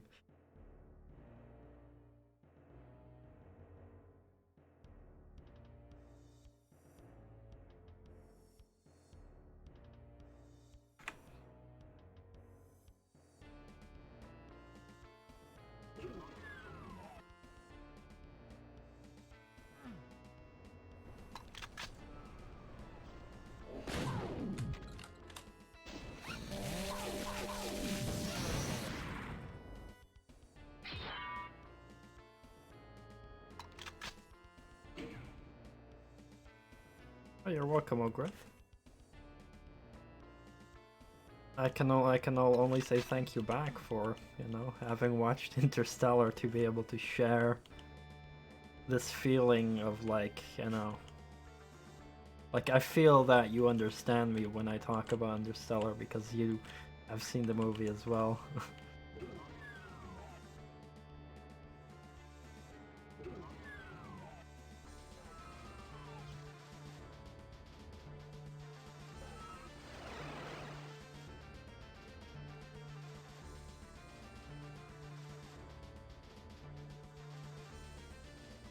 And yeah, it's true what you said earlier.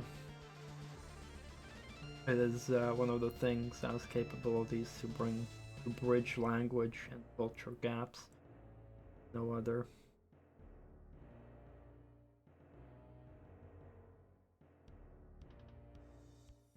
Which comes pretty close to like a subject in the movie.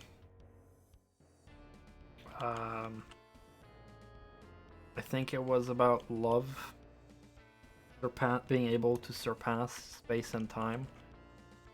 Was it?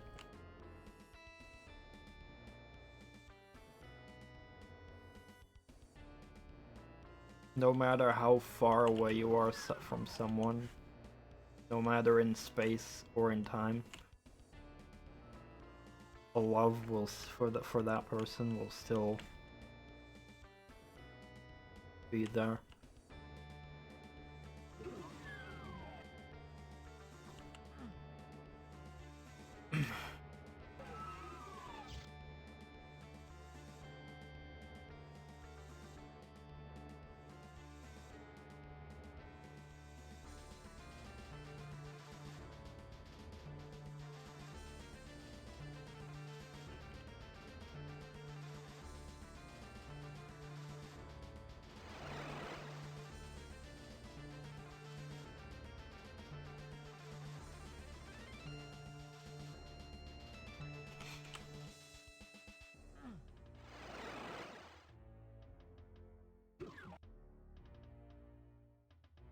Oh, we're back at the beginning.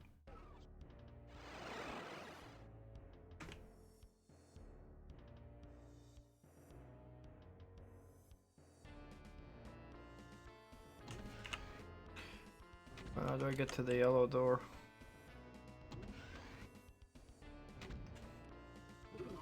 Oh, there. I was looking for that.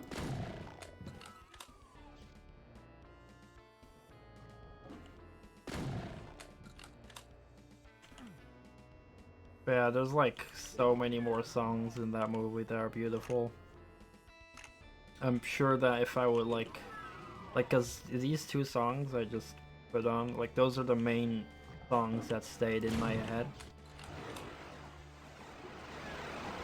But there's also, I'm pretty sure, a lot of other ones that I would love a lot. I would just listen to the whole playlist of all the songs of the movie.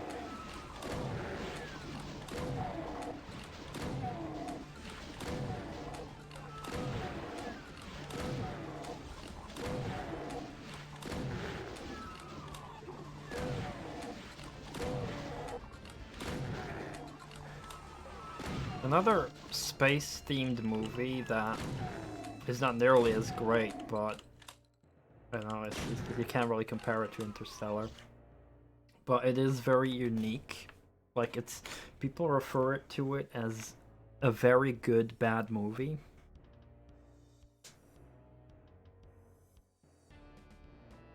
One of the reasons I really like movie soundtracks, because sometimes the movie as a whole isn't good. Soundtrack, really a well put together composition. Same with games. Games as well with soundtracks that I appreciate a lot. Metal Gear Solid, for example.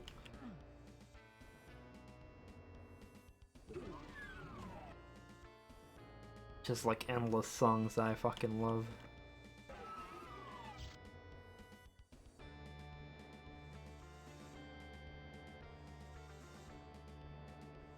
But a very interesting movie that, yeah, like I said, it gets referred to as a very good bad movie. Like the best, one of the best bad movies ever. And I mean, I don't know if I would call it necessarily a bad movie, but it's definitely, it felt unfinished, and it wasn't, you know, anything amazing, but it left a very unique like feeling on me as well, kind of. It left me very curious, what I'd say, is the movie Event Horizon. Like, I would not say that thing is a masterpiece, but mostly, like, it feels a bit unfinished, but the amount of curiosity it sparks in me.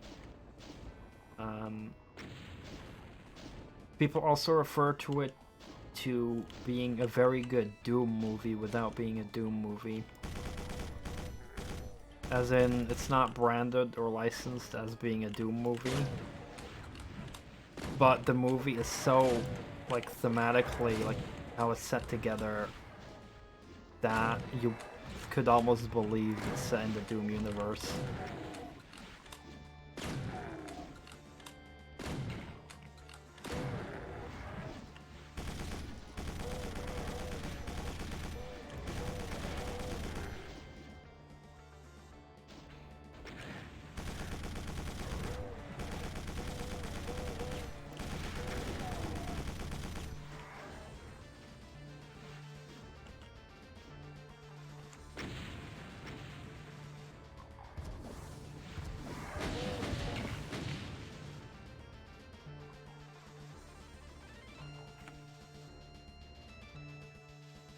Movie and game soundtracks through much of middle school.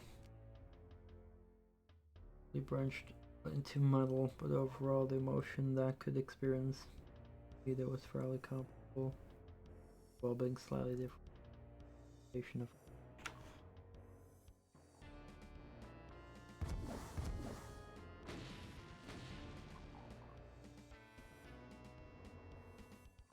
Oh yeah, I mean, there's, you know, a lot of different emotions that a lot of different genres can bring out, and even metal brings out a lot of emotions. You know, mostly, you know, of course, like, if you're angry about something, you feel like, you know, with metal, like very aggressive metal, like, kind of feel that sympathy of like that aggression, so it kind of calms me down in that way. Like, you know, if I feel pissed off, I can easily put on a Slipknot album and that'll calm me down and it makes me feel good. But there's definitely a lot of other emotions I can feel from metal. Stuff like the mourning of the loss of a loved one is like a different kind of anger you can feel, where it's like, you know, you're kind of angry that that person you love has been taken away from you. It's a very different kind of anger.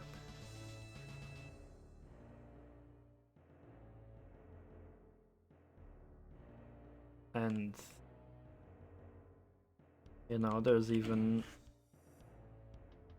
some songs that can feel, some metal songs that can make you feel sad.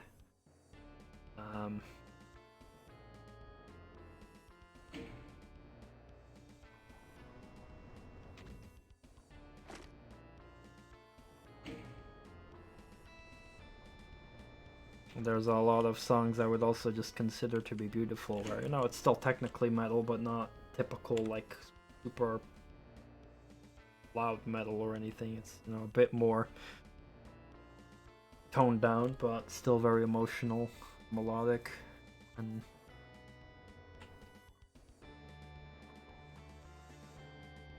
it's the same with rap music, really, where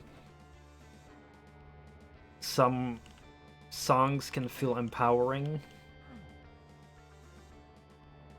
and others can make you feel like managing your anger, but others can also make you feel sad.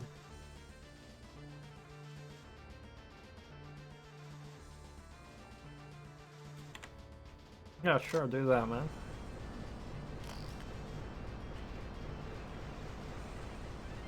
A lot of cells we get here.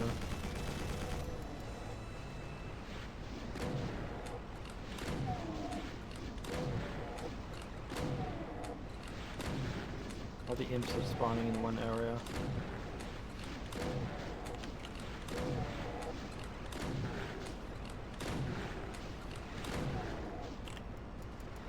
Uh-oh.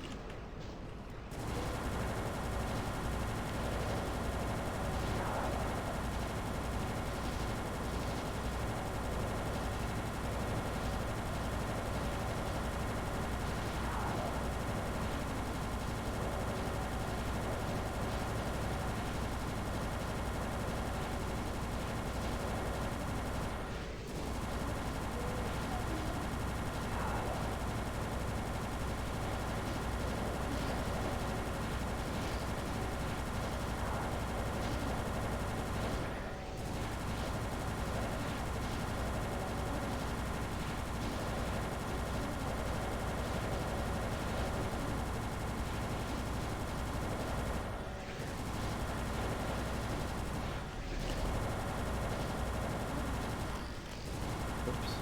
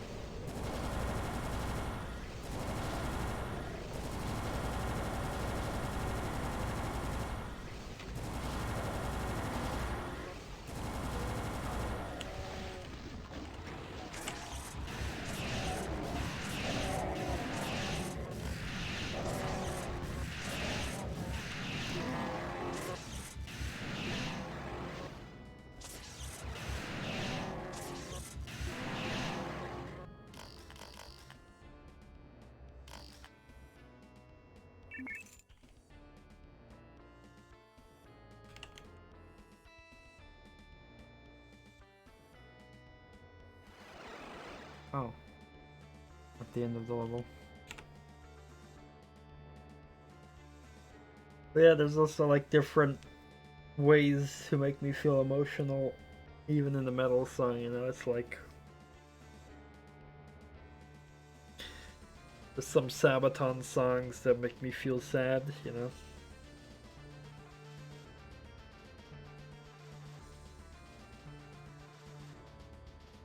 Like, you know, they have one song about the Holocaust.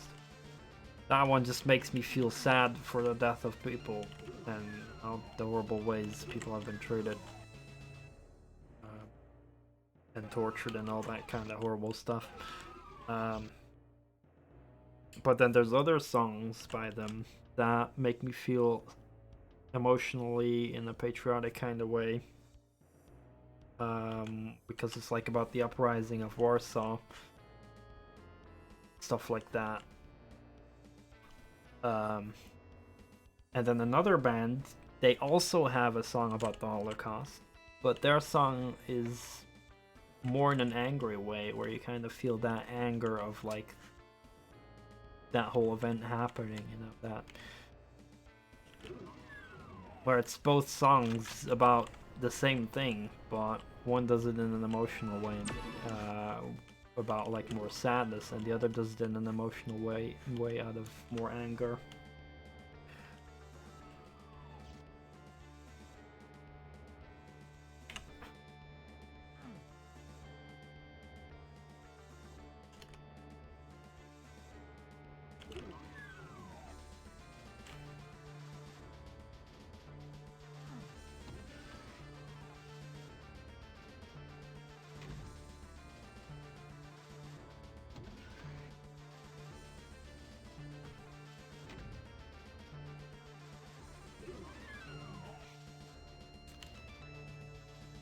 So there's like a Machine Head song I know.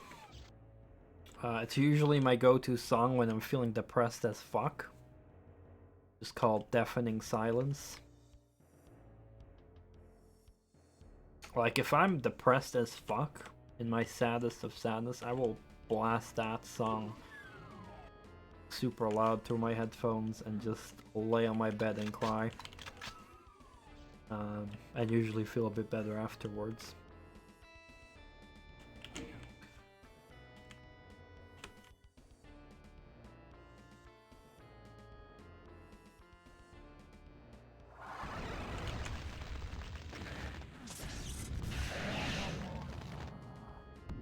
Cock vials.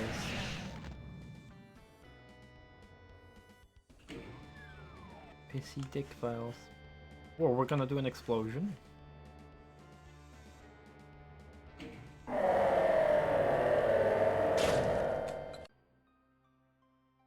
Just blew up shit.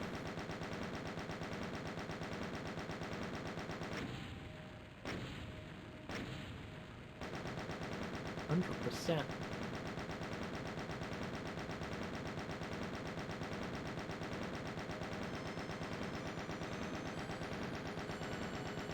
Probably asked this in the past, but have you have played the Metal Gear Solid games, Ogriff?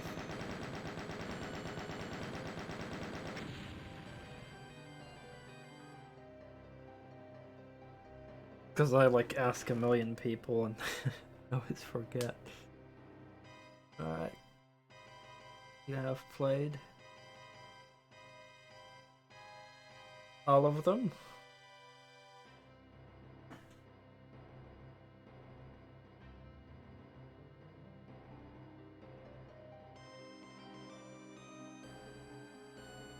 Sons of Liberty. Oh boy. Only Sons of Liberty. You've dodged all the emotions. Well, I'm not saying Sons of Liberty doesn't have emotion, but I think out of all the Metal Gear Solid games... Oh, Phantom Pain and MBS5. Yeah, that one as well. Like, oh, you've dodged all the emotions. Beta tower. We're going to a net from tower to there.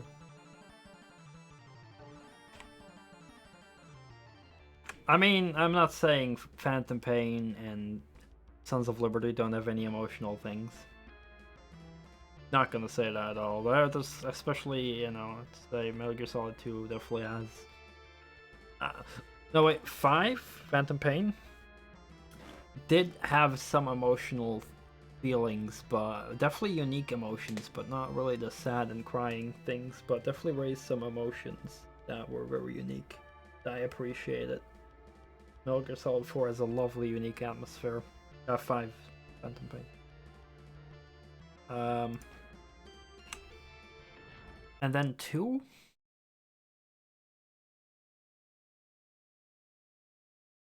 2 has at least one part that makes me cry.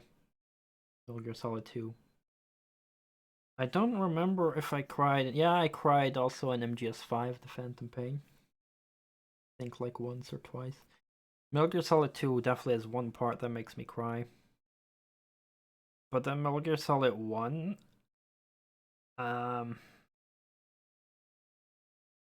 that one is like at least one part that makes me cry. Another part if you choose a certain ending, but that's not really a canon ending in my opinion. Well, it is not a canon ending, but there's also another part in Metal Gear Solid 1 that sort of makes me cry. It makes me feel very sad at least and very emotional inside.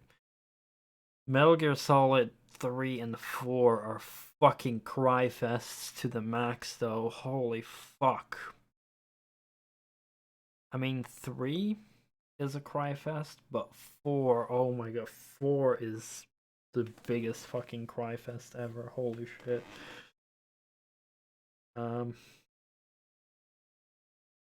Yeah, I really recommend you to play those. All of them, just in release order. Metal Gear Solid 1, 2, 3, 4, 5. Or 1, 2, 3, was it Peace Walker somewhere?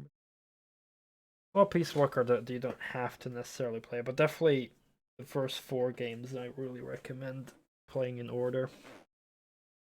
And if not, then I'll be forced to stream them again, which I probably will because Metal Gear Solid is still my favorite game franchise. For that very reason of bringing so many emotions out of me.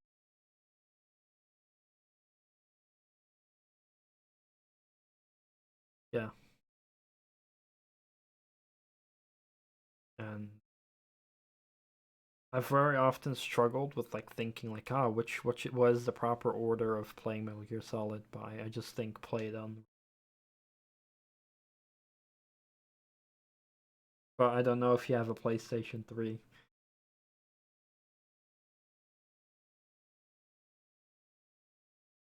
That would be the most ideal system to own. Oh, you do have a PS3.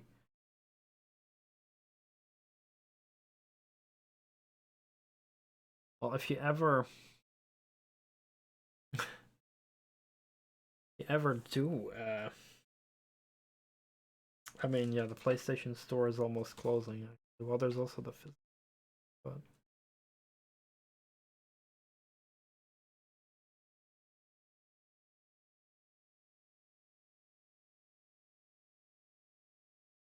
you have Metal Gear Solid 4, but you've never played it. Crazy, dude. You own a legendary game. Nah, you don't suck for that. I mean, what I would say is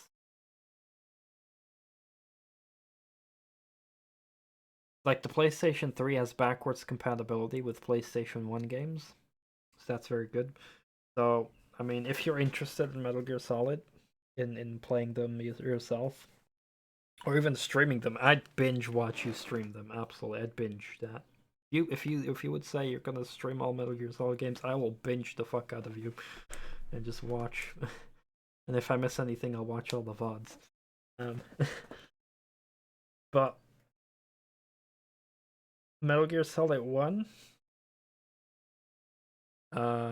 you can get either physical on PlayStation 1, second-hand thrift store or something, or online. Or you can buy the digital version off the PlayStation 3 store. Got like digital PlayStation 1 Classic. Then there's Metal Gear Solid 2 and 3, which are in the HD collection together with Peace Walker. HD collection is as well accessible either physical or through the PlayStation Store. And then Metal Gear Solid 4, I mean, that's the hardest one to get, I guess, because that one's only physical, but you already own that, so that's definitely what I would recommend. Like, it is all your own choice if you want to have, in my opinion, the most brilliant, thrilling, emotion-filled roller coaster of a story in video game history ever, in my opinion. That's what I recommend.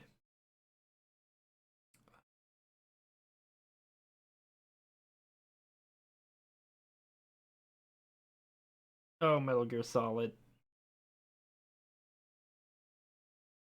Just in general. The Metal Gear Solid franchise.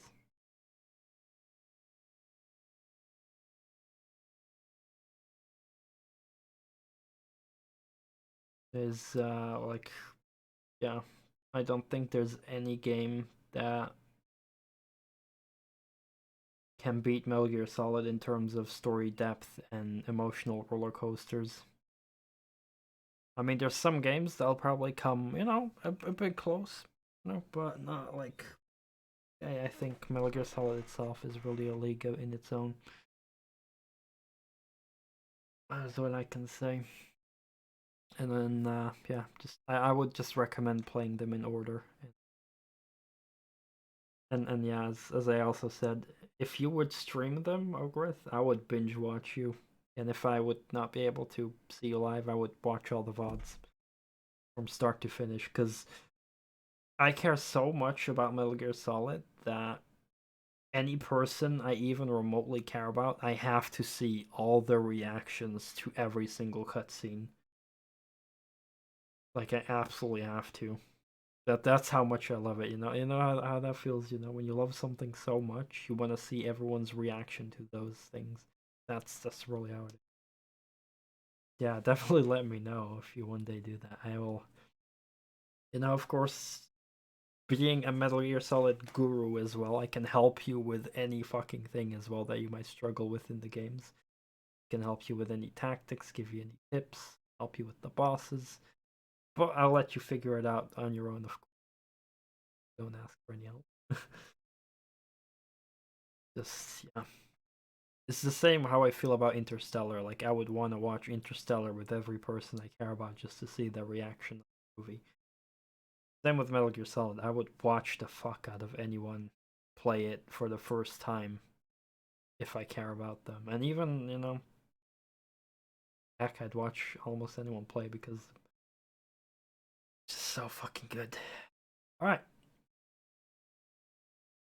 We've been talking a lot today and it was fun.